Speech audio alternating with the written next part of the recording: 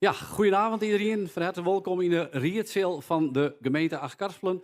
Mijn naam is Hilke-Jan Ellens en ik zal jullie het lijsttrekkersdebat presenteren van de gemeente Achtkarspelen. Want volgende week, dan is het zover, dan is de gemeenteraadsverkiezing in Achtkarspelen. En er binnen gemeenteraadsverkiezingen in heel Nederland. En we gaan zien wat er al gebeurt natuurlijk. Een spannend moment. Joen dus het slotdebat van alle lijsttrekkers, alle 10 de lijsttrekkers van de gemeente Achtkarspelen. Wat geven we Joen al je van?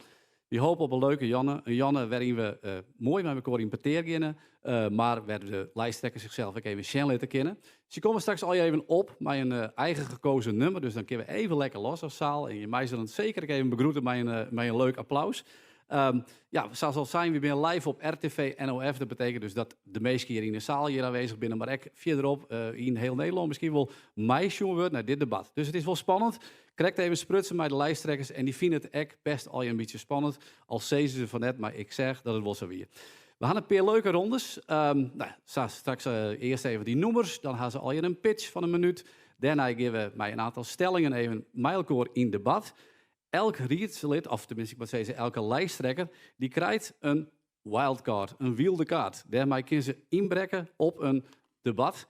Of naar aanleiding van het debat eenmalig zeggen ze van hey, hier wil ik echt mijn zeg je even hoe dwan. Dus zo gaat dat. Dan hebben we die debatten, de stellingdebatten, zo noem ik het maar even. Hebben we ook nog even een rondje ja of nee. Dus een vraag waar ze eigenlijk alleen nog maar ja of nee op willen antwoorden of kunnen antwoorden. Maar de neiging hebben waarschijnlijk om er langer op terug te gaan, maar dat mij dus net. Dan hebben we nog een rondje eenmaal, andermaal. Dus dan kunnen ze nog één keer weer omkomen op iets wat ze zijn of waar ze spiet van haar. Nou ja, en als dat west had, dan ben ik gewoon de drankje en de hapje sta. Dus dat is de avond die we gaan beleven. Dus ik zou allereerst zeggen, applaus voor RTV NOF, want die doggen dit al je maar even. Ek een applausje voor de meesten die het hier al je facilitair in wilden maken hebben. Want dat is echt top. Het ziet er al je prachtig uit, dus applaus daarvoor. Nou ja, en laten we dan maar gewoon gaan beginnen met het oproepen van de eerste partij, de eerste lijsttrekker. Ze doch voor de allereerste keer mij in de gemeente Achtkarspelen. Jou is een heel groot applaus. Hier is Annemiek Venema van de BBB.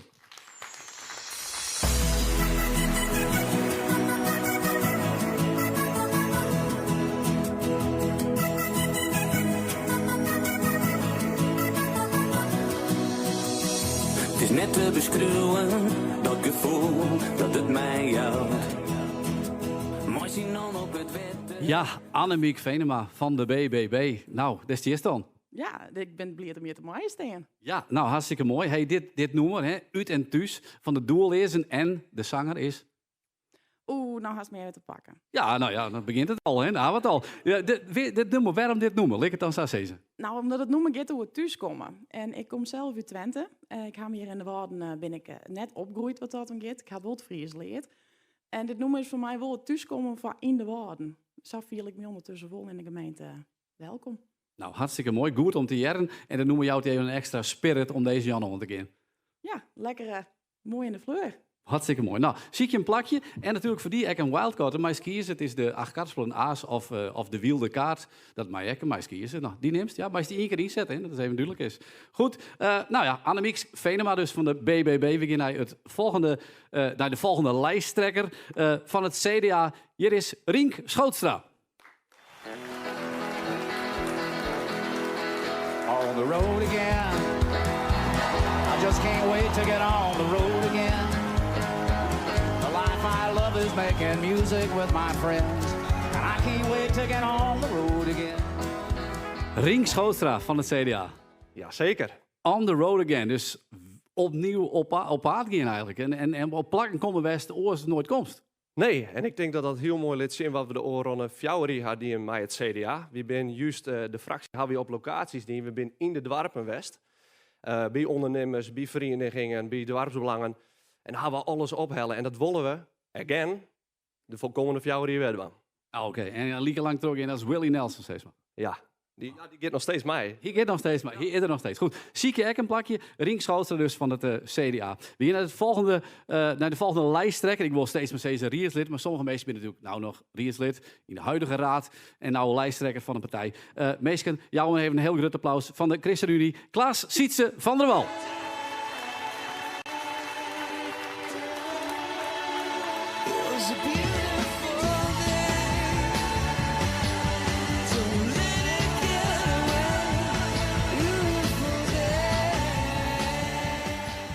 Nou, welkom, Klaas Sietse van der Wal. Beautiful Day van U2. Waarom?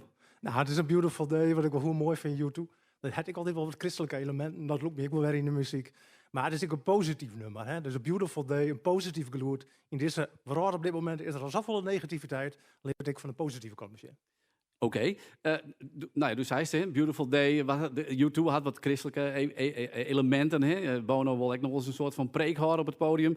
Dat gist doe Joen net wel, dat weet ik zeker. Maar doe mist wel een preek, want het is Joen eigenlijk ook toch biddag voor het gewas. Ja, we hielden het van tevoren al even doorgaan, hè. Het is goed biddag.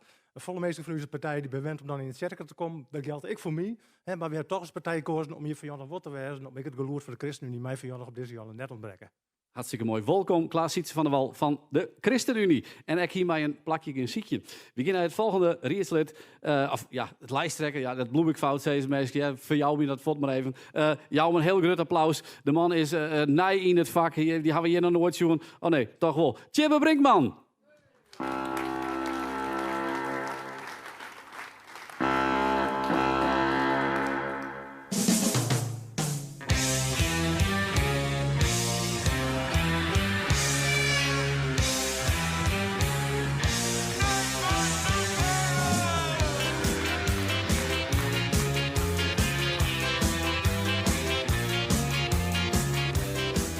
Tjibbe Brinkman. Nou, hey, dat is wel even een entree, hè? Dit nummer, Madness, waanzin. Waarom? Nou, waar zitten we hier? De politiek. Nou, dan ga ik een huis van tier, nou net. En ik doe er nog mee. Ja, doe dorst erom. Maar ja, zie had het echt hoe een ze zingen eigenlijk, hier komt de boot, hè? Ja. En het is half drijvend. Dus was er eigenlijk maar steeds dat we hier op een zinkend skip binnen? Nou, ik denk ook dat even beter in zie je, daarom is het net zo. Oké, doe maar eens een plakje ziekje. Welkom, Tjibbe Brinkman van de FNP. Hartstikke mooi. Nou, goede opkomst, prachtig mooi. We beginnen naar de volgende lijsttrekker. En die is van Forum voor Democratie. Applaus voor Marcelo Stewart.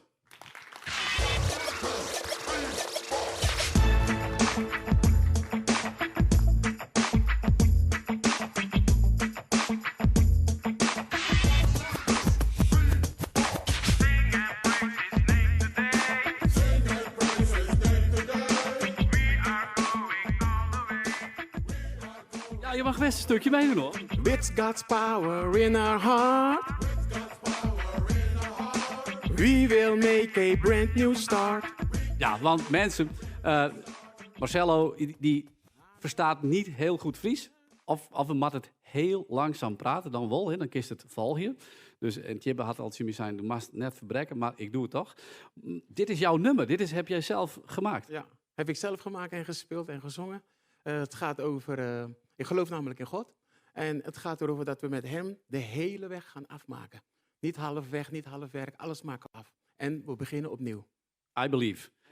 Maar ik zag daar, want ik zag het nummer op en toen zag ik staan Dr. Johnny Love. Ja, dat was mijn pseudoniem, mijn artiestennaam vroeger. Dr. Johnny Love. Toen droeg ik een zonnebril op met allemaal gouden kettingen en zo. Zo is Tjibbe. Bijna. Maar nu gewoon Marcelo Stewart. Nou, wat nog steeds klinkt als een artiestennaam, vind ik. Maar goed, Dr. Johnny Love, zoek een plekje, zou ik zeggen. Dankjewel. Welkom in de raadzaal. We gaan naar de volgende lijsttrekker. Die is van het GBA. Groot applaus voor Dieneke Terpstra.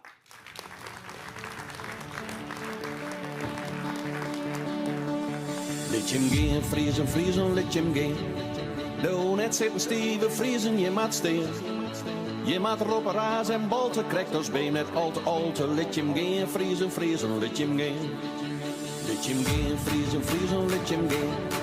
Doe net zitten stieven, vriezen, je maat steen. Je maat roppen, raas en bolten, krijgt ons been net al te. Let je hem gaan, vriezen, vriezen, let je hem gaan. Oké, ja. Even wachten op de beat, zeg maar. Ja, want er kwam ze een beetje binnen. Ik denk dat is zo'n lekker tempo noemen, hè. Van het doel is hem, bij Gurbe Douwstra. En ik denk, nou, die rent binnen. Of, maar zie je te wachten op die beat. Maar waarom dit nummer? Dit nummer heb ik gekozen om, vind ik zelf heel mooi. Ik wil graag een Fries nummer kiezen natuurlijk.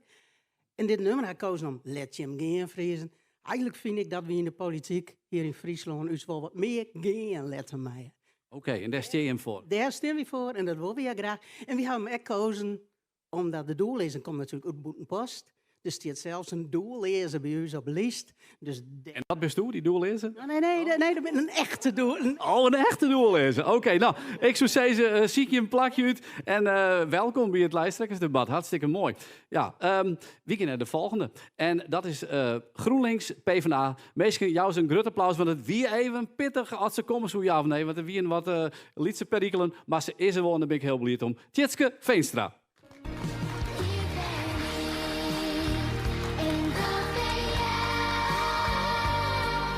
Een wereld van verschil zit tussen ons in, omdat je iets beter kent. Ik ben jou en jij bent. Nou, Tjitske, dit noemen, ja, ik jerde dat, want die kregen dat natuurlijk trouw. Welke noemen ze dat weer? En ik denk, nou, kinderen voor kinderen. Ja, Tjibbe Brinkman zei dat. Doe hast me vorige week geïnspireerd. Die zei, doe mij een band. Dat zal vast volle kinderen voor kinderen wijzen. Ik zie het even in mijn Spotify-list. En ik kwam inderdaad net volle verder. Maar toen jerde ik dit nummer, en die jerde ik natuurlijk wel volle vaker in de auto, oral, had je natuurlijk dit on. En toen dacht ik, ja, maar die badskip die hierin zit, die is me wel zo wichtig. Ik hoop dat iedereen hier dat wat vaker dat. Dat we met bennen eigen, naar de meeskip sjurren, naar de wraad sjurren, want we krijgen er mooie oplossingen van. Ja, want hier het noemen, hè? Kinderogen van kinderen voor kinderen, die ik eigenlijk alleen maar een beetje ken van de rollende R, een kind onder de evenaar, is meestal maar een bedelaar. Ja, dat wie vroeger, maar ze zijn nou heel inclusief. Dus Ja, heel goed, mooi. En nou ja, doe best waarin blijde verwachting en dat het zo ook het kist toe binnenkwam ik een kinderen voor kinderen koor oprichten bijna, had ik het idee. ja, zeker. Meer stemmen. Mooi, goed zo. Ziek in plakje. Hartstikke mooi dus de best. Tjitske Veenstra van GroenLinks PvdA.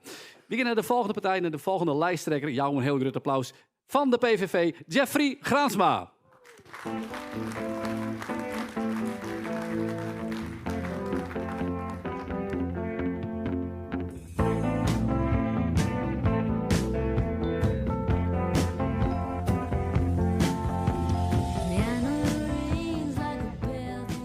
Ja, dit nummer. Ja, prachtig. Dit nummer, maar je had de tekst net yet, dus dat was kande. Ja, maar dan moest het hele nummer bijna draaien. Maar lees even nu waarom dit nummer. Nou, dit nummer, Stevie Nicks die het binamen oer leefde in dit nummer. Would you ever stay if she promised you heaven? Will you have a win? Maar mijn perceptie van het nummer is wel wat breder. En dat is dat mensen toch wel met de beide poorten op de grond staan moeten bloeien. En nou ja, de hollen wel zelf een broeken moeten. Want oormezen, en dat geldt ik voor de politiek. En ik ben bang, Joon, ik weer. Ik kan er een hemel belibben worden. Maar ja, als dat ik echt uitkomt, ik denk het net. Will you ever win? Oké. Jeffrey Graansma van de PVV. Hartstikke mooi. Oh, trouwens, de meisje nog even een kaart pakken. Want dat heb ik via het midden niet. Krijg ik alleen nog even een kaart. Ja, ik deel even een kaart nu. Verdikken aan dag. Hans Klok die doet dat volle handiger. Maar je krijgt natuurlijk al je zo'n kaart. En Tjets kijk natuurlijk. Ja. De wildcard. Daar we straks even nog wat meer. Ja, ga je hem al hierin? Nee. Doe maar zeker een wilde kaart. Hè. Zo. Mag net vierde natuurlijk. Want heel belangrijk voor die Klaas Sietse van der Wal. Natuurlijk een wildcard. We gaan naar de volgende lijsttrekker. En die had heel lang in dit politieke arena actief is. En nou we. Wie jou had een heel groot applaus van SDA, Sociaaldemocraten, Achterkarspelen, Gerda Posma.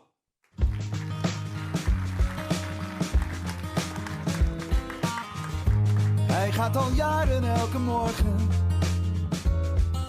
naar dezelfde baan en dan om 5 uur weer naar huis. In de trein droomt hij de toekomst. Ik vertrek, het roer gaat om. Stipt om 5:15 is hij weer thuis. Nou ja, toen was waarschijnlijk wat Jeffrey kreeg. Zei ik zou wel meer van het noemen jaren willen. Ja, je hebt hier wel een beetje knippen kent, zodat de bjatskip wat meer naar voren kwam weer. Maar goed, Mag ik erop reageren? Hier je dan ik instructies aan kent om dat te knippen? Ja, misschien leidt dat dan om mij, inderdaad. Oké, maar dat is communicatie. Maar goed. Nee. Ik zelf het aan, betere instructies. Ja. Veldhuizen Camper, hè, dat is, daar is het nummer van. Het nummer heet Ravijn. Waarom dit nummer? Nou, wat ik zo mooi vind aan dit nummer is dat het eigenlijk gaat over dat de mooiste bloem staan dicht bij het ravijn. En dat als je net bang dwarren te wezen, dan mis je die mooie bloemjes. Dus ik gun u ze inwoners dat ze wat vaker bang waren te wezen. Oké, dus die interpretatie, want ik hier het nummer dus kreeg en ik dacht, wie zit 2026? Het ravijn hier, ja. Ja, dus dat weer net. Nee, maar ik in de politiek, we zijn altijd zo bezig met denken dat het al eens zo slecht worden gaat. En dan gaan we al je voorsorteren en wie moet bezuinigen, en wie moet dit en wie moet dat. Maar wie moet er net zo bang wezen? Wie moet ik wat lef hebben? Wie moet er soms gewoon ik dwaan en dan kan er soms hele mooie dingen gebeuren. Bloempjes plukken onder de ravijn. Ja, mooi. Dankjewel. Gerda Posma. Du krijgt natuurlijk van mij ook een kaart. Die is toe inzetten kist. De wildcard is voor die. En zie je een plakje zoek ze. Goed, nou, dan hebben we ze bijna al hier rond. Dan hebben we nog één lijsttrekker oer. En die is van de VVD. Jouw applaus. Hier is Jeffrey Smink.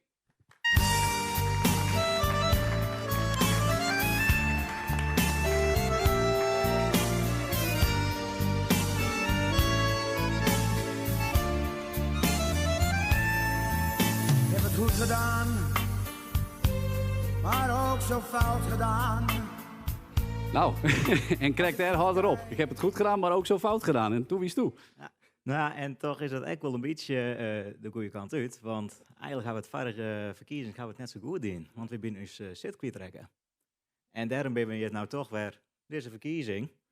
Om nou toch weer volle sterke weer om te komen. En ik denk dat het heel mooi symbolisch dit nummer erbij past. Van André Hazes. Bist een André Hazes fan? Nou, we zeggen vaak wel André Hazes is de basis. Hè? Dus die nummers die passen altijd, in welke gelegenheid dan ook. Het is altijd wel een nummer van André Hazes die erbij past. Ja, hartstikke mooi. Dit is een klassieker. Hè? Een beetje een Ajax-noemer. 2002 komt eruit en ik heb het gevoel dat het eigenlijk volle ouder weer. Hast u dat ook? Nou ja, net heel volle jaren daarvoor wie ik, het is maar nog net eens een idee. Nee, oké. Nou, dan is dat het verschil, denk ik. Ja, dan zal dat het wijzen. Nee, doe meest een plakje, zie je, Jeffrey. Want anders krijgen we een heel ingewikkelde discussie. We hebben net in de wollen. Goed, André Hazes dus. Bloed, zweet en tranen. Dat wie het noemen van Jeffrey. En Jeffrey, doe voor eerst die wildcard. Jo, dit is hem. Nog even iets uitlezen over die wildcard. En dan gaan we straks naar de pitches. Dan krijgen alle lijsttrekkers een minuut de tijd om hier voor Jim even te vertellen waarom we op hun partij stemmen moeten. Of kennen, lik dat maar vooral zeggen. Die pitch wordt een minuut. Volkje die zit hier aan de zijkant en die houdt het hier in de gaten. En als hun het beltje hebben, dat zal ongeveer zeggen, denk ik. Daarom hoeven we dit ook even, want natuurlijk. Dat is het belletje. En dan weet ze dat ze A-ronde matten, steeds maar. Hè. Dus dan is het af, dan maakt ze de zin nog even aan en dan is het echt clear.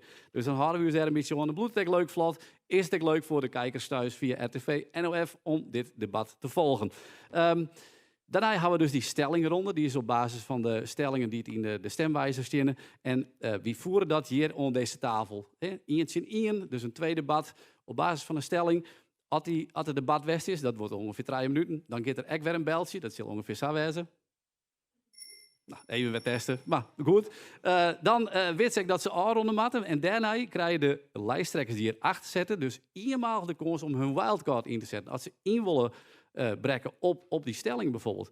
Maar goed, het kan ik best wezen dat ze denken, die kaart die hoor ik nog even voor de baas. Want ja, wat komt er hier nee nog? En daar wil ik misschien ook wel op reageren. En ze kan maar 1 keer doen. Want anders wordt het een langdradige avond en dat willen we net. Dus, zo zal het ongeveer gaan. Nou, dan hebben we dus nog de ja-nee-vragen en een eenmaal-andermaal rondje. Dus zo hopen we mij elkaar op een hele leuke Jan. Ik zou Jim vragen willen om al deze lijsttrekkers nog even een aanmoedigingsapplaus te gaan.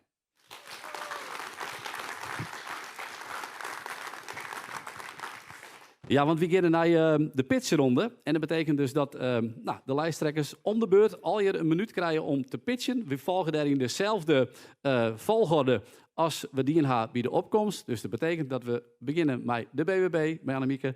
En zo gaan we dan weer verder. Dus doe komst maar naar voren. En dan kiest u eigenlijk die gang in. Dan is deze microfoon voor die. En als het goed is, dan doet het. Ja, helemaal goed. Ja. En dan zoek ze het podium is voor jou. Succes. De tijd gaat in. Dankjewel. Nou, goeie Jon Ali, fijn dat ik hier rechts in mij. De gemeente, in mijn beleving, is we draaiende houden door de mensen die te wenjen. Dat binnen de boeren die het betiert opstenen, de ondernemers die het risico nemen, vrijwilligers die de verenigingen overeind houden en de gezinnen die je werkje onder takkomst.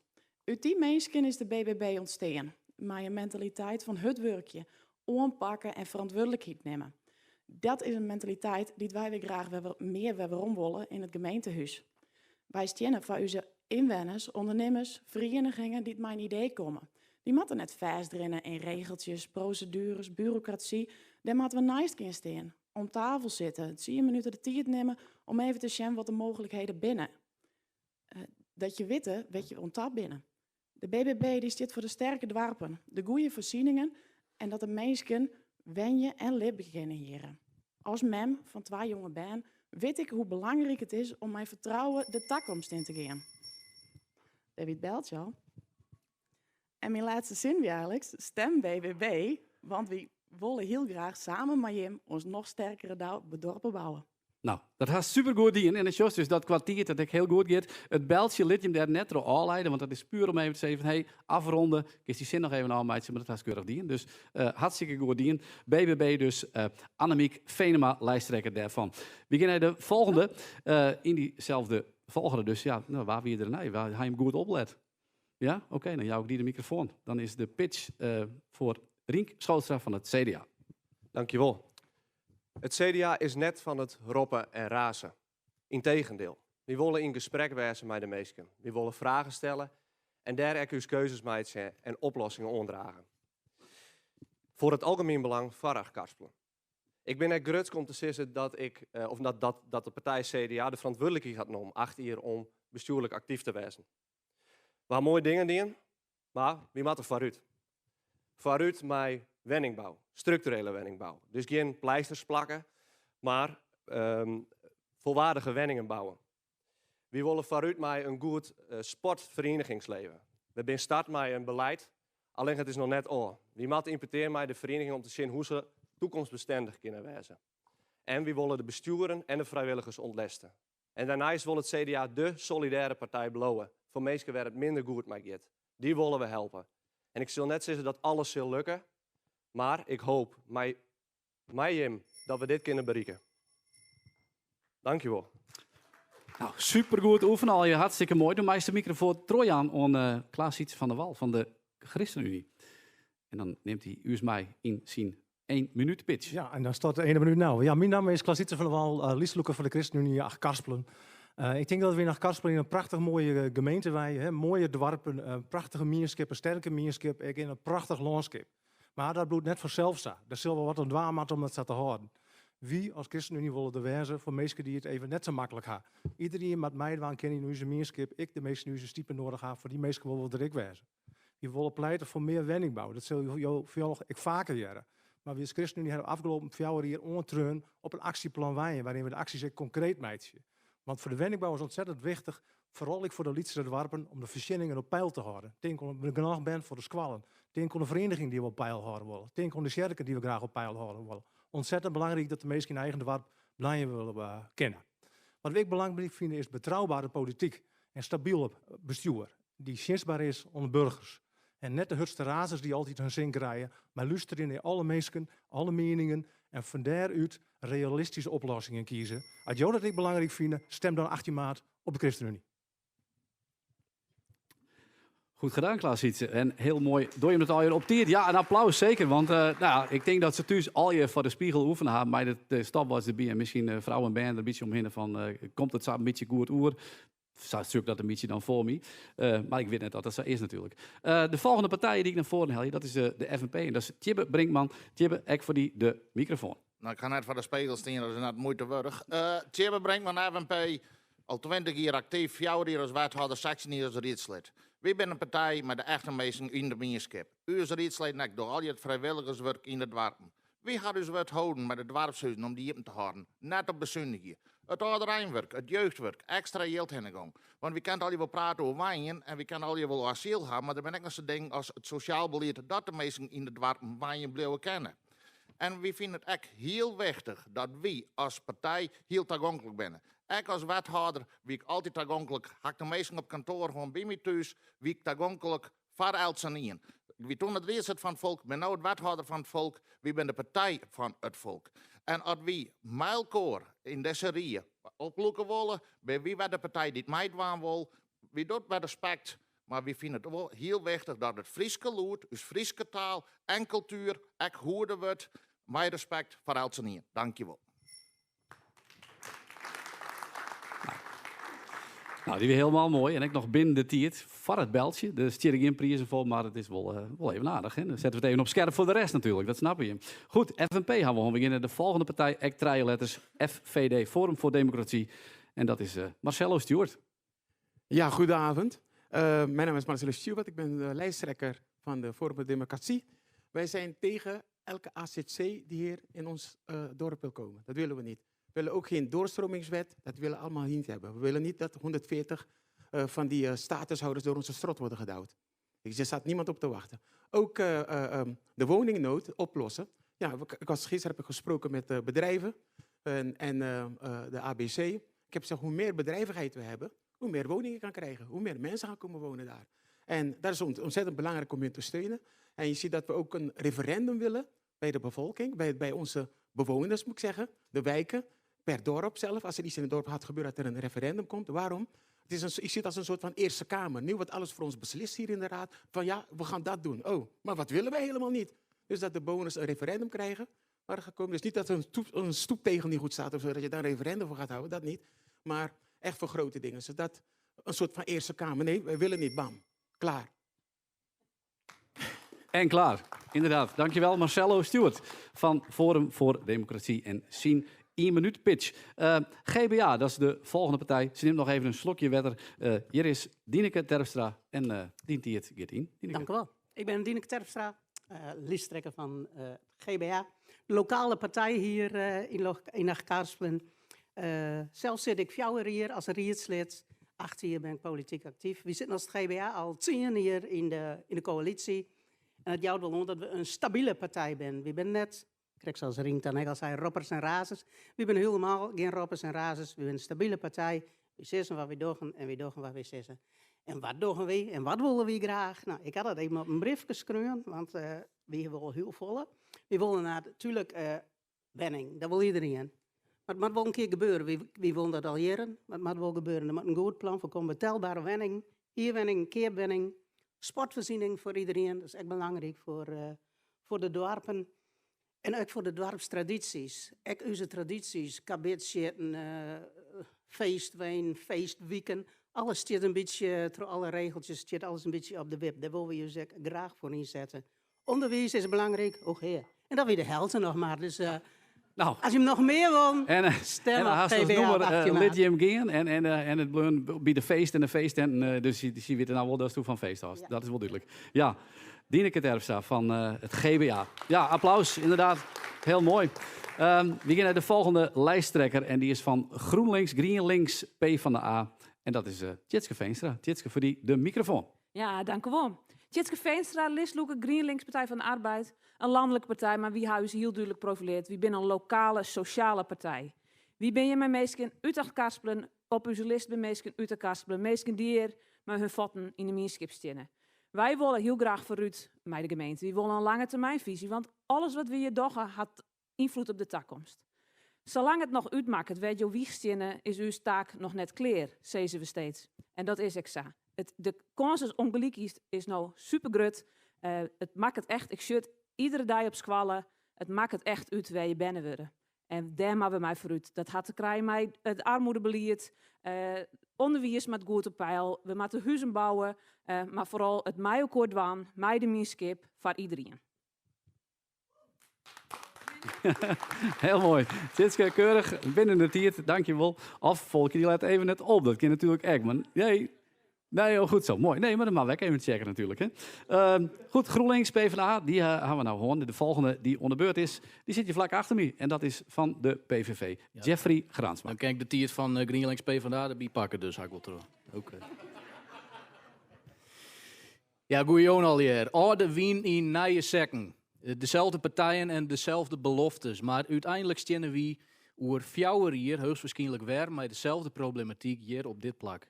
Mooie woorden in de verkiezingstijd verdwijnen, zo gauw het de stemmingen in de riet beginnen. Of kies je voor een echte omslag? Voor een partij die net alleen nog in verkiezingstijd kritisch is, maar ik 8 jaar lang dat sjenlitten had. Bij elk vaststel, bij elke stemming, altijd met 1 vraag centraal. Is dit goed voor uw inwoners? De PVV stiert voor betelbaar wenjen voor alleen nog uw eigen inwoners. Voor een veilige en betelbare gemeente. We bewegen net mee met de waan van de dij om maar mij besturen te kennen, zodat andere partijen ze krek onjoon hebben dat ze dat woord zullen. Wie zeggen wat we vinden en wie stemmen daar neffens. Consequent, duidelijk en zonder politieke spultjes. Gaat het verder, zou dat altijd gieën? Of kies je voor een partij die ik na de verkiezings van jou opkomt? Stem 8 maart PVV, want Achtkarspelen is van jou. Dankjewel, Jeffrey Graasser van de PVV. Iets oeretiert, maar ja, soms zitten we er binnen. Ze doen natuurlijk net al te streng hoor. Goed gedaan, prima sa. En we beginnen naar de volgende partij. We hadden nog 2 te gaan. De volgende die nou onder beurt is, dat is van de Sociaal-Democraten Achtkarspelen. En dat is Gerda Posma. Misschien even goed om te zeggen, toen zei dus bij de inleiding de oorkwarting, maar wie broek geen oorkwarting? Oh, je Sociaal-Democraten Oké, voluit. goed zo. Nee, dan zit het in. Hè? Wat doe je Ja, net zei, nee, dat dan noem gaan we ik dat wat even moest. oplossen. Ja, best. Mooi. Sociaal-Democraten, een nieuwe partij, een lokale partij. Een partij met een missie. We willen een mooier en beter Achtkarspelen. En we hadden de uitzoeking dat dat kan. Of we het mij elkaar doen. Of we positief en optimistisch binnen. Of we ambities hebben en lef hebben. We willen investeren. Investeren in onze leefbaarheid. In een sterke mierskip waar Elsen in mij docht. En waar de mensen zoen en mij heel volle vertrouwen opgroeien kunnen. Daar staan we voor. We willen investeren in gelijkheid, kansengelijkheid, in talentontwikkeling. We willen heel graag dat onze mensen willen kennen wat ze willen. En dat gunnen we iedereen. We willen investeren in economische ontwikkeling. Daarmee zitten we in recreatieve ontwikkeling. Maar bovenal willen we investeren in wijn. Omdat inwoners de leefbaarheid in de dorpen bepalen. De mogelijkheden voor onze winkels binnen. Maar vooral omdat we vinden dat wijn een recht is. En dat je hem dat vindt, stem dan Sociaal-Democraten. Zo is het. Dankjewel. Gerda Posma van de Sociaal-Democraten Achtkarspelen. Dan gaan we naar de laatste lijsttrekker. En dat is, ja, dat gaat net de hele Jannes, dat is als laatste beetje. Ja. Maar nou wel even deze 2 rondjes. Doe haar zien pitch op de telefoon staan. Ik ga bij me. Hartstikke mooi. Jeffrey Smink van de VVD. Jouw man applaus. Dankjewel. Ik had ze correct inderdaad al zijn. VVD is jouw hier net in de Rierwest. En het is tijd om daar weer verhoring in te brengen. Het is weer tijd van het liberale lood van de VVD in deze gemeente. Als VVD willen we weer vooruit. We willen dat we met gezond verstaan nadenken in deze rier. We willen dat er ruimte is voor de ondernemers. We willen dat die wenningen er komen. En dan mag misschien maar een keer een beslissing maken die misschien niet helemaal goed is en dan wat achterna, maar we sorry zeggen van hier net zijn matten, maar we matten wel duidelijke beslissingen maken. We willen uiteindelijk alle jaar dat de dorpen in het Achtkarspelen leefbaar binnen en dat ze dat ik blijven. Daarnaast willen we gewoon een van de belangrijkste punten van de VVD, we moeten wel een financieel verstandige gemeente blijven. We moeten net samen al het geld uitgaan, we moeten verstandig nadenken. En daarnaast is het extra dat Achtkarspelen uiteindelijk centraal moet staan. We hebben het werkje waar dat loont. En we hebben samen bouwen aan een sterke toekomst. Daarom hebben we 8 maart VVD. Goed zo, applaus Jeffrey. Ja, mij is wel lezen, ja, hartstikke mooi. Nou, even wil ik toch even bimelden, want Jeffrey is de nummer 12 van de list. En die valt dus even in voor de nummer 1. Dat is Douwe van de Boon, die is er net. Dus Justianne weer direct bij in debat. En nou, dan was dan toch maar even dwan, hè, want dan zit ze niet een keer op dit podium. Goed, we hadden pitches hoor. Ik ben wel even nieuwsgierig trouwens. De meesten hier in de zaal. Ben je nog mensen die zichzelf een zwevende kiezer kennen of mij noemen? Wil je dan de hoorn even opsteken? Oké, ik zal er 2, maar ik tel er maar 1 goed, denk ik. Dat binnen net heel volle. Oké, dat mag het dan even wat hoor. In de zaal, hè? Maar dat betekent dat we natuurlijk... We zijn live via RTV, NOF. Dus dat betekent dat mensen die thuis mij joggen, echt wel op je letten. Dus ik denk net van, oké, dan hak ik een makje, want mijn eigen achterban, die is hier joen. Dus ik hoef je best net te doen. Want er zijn natuurlijk wel mensen die live mij joggen. Of het weerom joggen, de livestream. Hè? Die kies ik weerom zien. Dus wat dat betreft heel belangrijk. Goed, we gaan naar de volgende ronde. En dat zijn er eigenlijk 4 frontjes. En dan hebben we een stelling vanuit de kieswijze. Dat is de basis. En dan roep ik 2 lijsttrekkers hier bij mij aan de tafel. Dan hebben we de stelling. Daar zitten we nog ongeveer 3 minuten voor. Dan krijgen we even het seintje. Als het nog spannend is, dan hek je het net. Dan gaan we nog even terug. Maar goed, vervolgens ben ik ook wel even nieuwsgierig hoe de zaal erover denkt. Of ik doe het voor al. Je mag al je zo'n briefje krijgen. Wil iedereen het briefje er even bij pakken misschien? Ik even zien en dan iedereen er even mee zwaaien wilde, weet ik zeker dat iedereen zo'n briefje had. Ja, oké. Nee. Had ik geen briefje? Oh, nou. Nee, maar zo dan krijg je nog even een briefje. Zo moeilijk is dat net. Je leidt wel een briefje. Was ik hier een briefje? Zorg eens even. Alsjeblieft, nou, haast 2 briefjes. De kist ervoor en dat zien wijzen. Oké, dat gaan we doen. Dus de kinderzaal, daar kan een bibelutsen worden. Daar ben ik meisje van de jongerenraad aanwezig. Ik zie ze daar inmiddels al even zitten. Dus ik wijs dat we hun eens even een onhekje. En als er tijd en ruimte is. En meestal vanuit de zaal, ik wil ook even kwart reageren op bijvoorbeeld een stelling of een reactie van de lijsttrekker op de stelling. Dan is het echt mogelijk. Ik roep de eerste 2 lijsttrekkers naar voren. En hun weten dan net welke tien waar ze komen te staan. Dus dat zal voor hun dan een lichte verrassing wijzen. Dat is Annemiek Venema van de BBB en Marcelo Stewart van Forum voor Democratie. Heel graag hier bij me komen.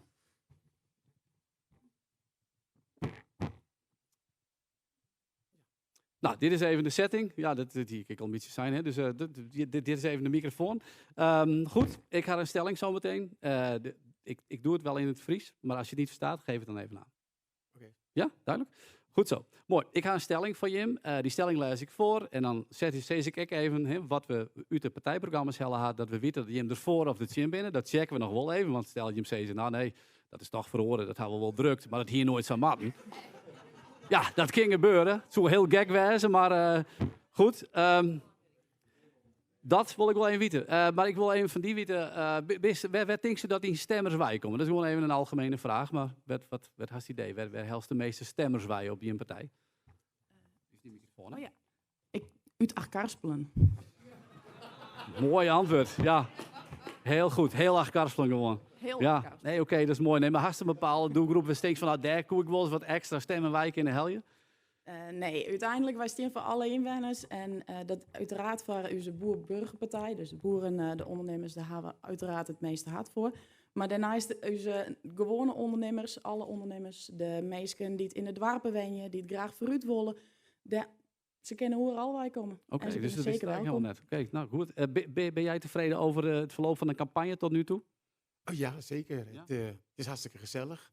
Nou. En we krijgen overal gratis koffie. Nou, Dus wat dat wil je is nog belangrijk. meer? Nou, ja, wat kan een meest gauw tevreden wezen? Ja, nou, prachtig. Hey, beste mensen, hier komt de stelling, u de stemwijzer. De stelling is als volgt, let goed op. Inwoners die samen duurzame energie op willen wekken, moeten financiële steun krijgen van de gemeente. Ik herhaal nog 1 keer. Inwoners die samen duurzame energie op willen wekken, moeten financiële steun krijgen van de gemeente. BBB is daarvoor. Forum voor Democratie is daar tegen. Ja. Dat klopt? Ja. Oké, mooi. Ik wil even een zaaltje. Waar is je voor deze stelling? Waar vindt het ik? En waar is het zin? Hè? Die mij natuurlijk dat is prima. Ik wil gewoon even zien voor of tegen. Het zei me steeds. Goh, je mag ik heel natuurlijk wezen. Ja, oké, nou oké. Dat is een vrij gemixt. Vrij natuurlijk wel ik weer voor de hand liggend. Nou ja, Annemiek, moest dus even reageren. Waarom ben je hem voor? Ja, daar wil ik zeker op reageren. Uiteindelijk, we hebben een opgave te gaan in onze energie. We hebben een heel prutte mogelijkheden. En als mensen zelfvoorzienend, zelf hun eigen stroom- en gas- en energierekening omleeg krijgen kunnen, dan mag mij werkje. Oké, was dus op reageren, Marcelo? Nou, kijk, Want dat waarom is- ben jij tegen? Ik ben er tegen van, want wat moet ik met al die windmolens in mijn achtertuin? En die zonneparken, BBB laat boeren failliet gaan. Zeg ja, zet maar zonneparken neer daar op je dinges. Maar dat willen de boeren niet. De boeren willen gewoon, gewoon in bedrijvigheid doen daar. En ja, wat heb je daar eigenlijk aan? Oké, laat boeren failliet gaan, zegt Nou ja, Marcelo. dat is al voor natuurlijk de eerste waar ik op reageren wil, want dat is de grootste flauwekul. We willen absoluut de boeren net failliet gaan laten, maar we gaan natuurlijk dat de boeren uiteindelijk hun eigen keuzes maken moeten. En als ze kiezen voor wat die keuze dan ook maar wijzen moet, dat mogen wij net op bepalen. Als forum zijn, dan ga je hem altijd zijn die binnen voor de eigen inzet. En nou zeggen ze eigenlijk, wie willen bepalen dat de boeren dat net kiezen mogen? Oké, Marcelo? In ieder geval, wat ik weet, dat de BBB staat in de Tweede Kamer.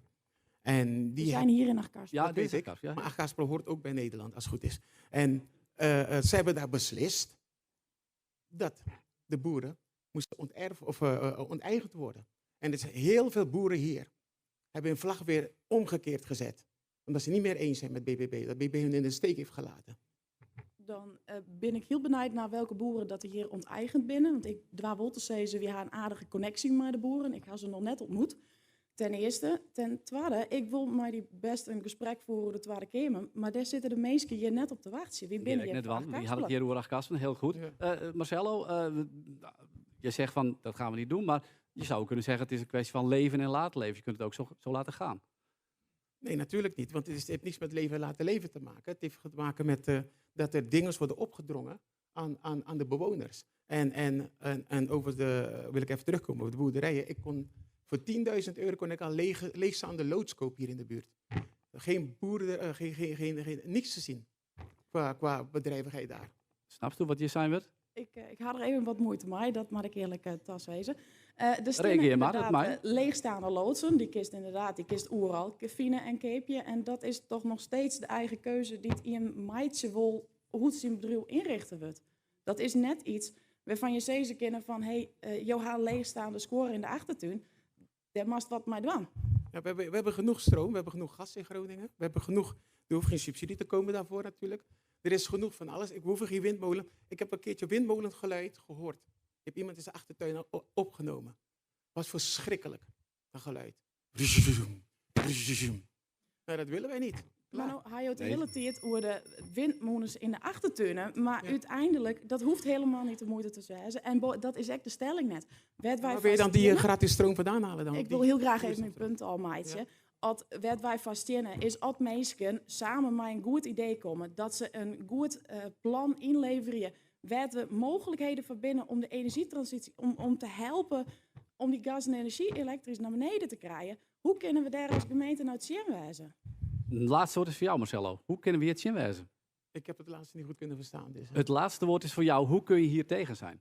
Nee, ik bedoel... Oh, wat zij zei? Ja. Nou, ik is het nog hier even herhalen. En dan in Nederlands het laatste stukje even van... Ga ik samen in best die ja, nee, oké, maar... nee, maar uiteindelijk, het gaat ons erom... hoe kun je er nu op tegen zijn als mensen samen met een plan komen om een oplossing te vinden wat voldoet aan alle regeltjes waar er al veel te veel van zijn? Hoe kunnen we daar nou op tegen zijn dat we die mensen niet gaan helpen? Tuurlijk. Hoe kun je daar op tegen zijn? Het plan heeft niet gewerkt. Het plan werkt niet. Dus alle plannen die worden ingeleverd werken niet? Nee, mijn vraag was, waar komt die duurzame stroom vandaan? Waar je dat vandaan halen? Het is prima. De discussie is even voorbij. De stelling is, het is weer duidelijk dat je het net eens weer. Dus dat weer een beetje de bedoeling. Daar ben ik dan wel blij om. Ik zal even naar de lijsttrekkers hier aan tafel. Ben er mensen die zeggen van, op dit punt wil ik even een wildcard inzetten. Hier wil ik even op reageren. Dat is niet het geval. Is er hier nu de zaal die zei, nou, ik wil even een kwart reactie aan op wat hier zijn is. Want er is iets wat hier zijn wordt. Even heel kwart. Graasma. Ja, dankjewel. Ja, ik vind het heel jammer dat de discussie net ging over het onderwerp. Namelijk initiatief uit de Mierskip voor energietransitie en dat maar het yieldkostje van de Mierskip werd. Terwijl dat al aantoond is dat die hele energietransitie, de wiebelstroom die daarmee opwekt wordt, dat dat bagger is. Dat het dus jouw netcongestie, er strijken niks, er is één oplossing en dat zijn SMR's of op gasstrogen. Maar net die flauwekul van ik nog eens een keer subsidie verstrekken om die gek er nog verder overeind te helpen. Jo bent er net mee eens, dat is duidelijk.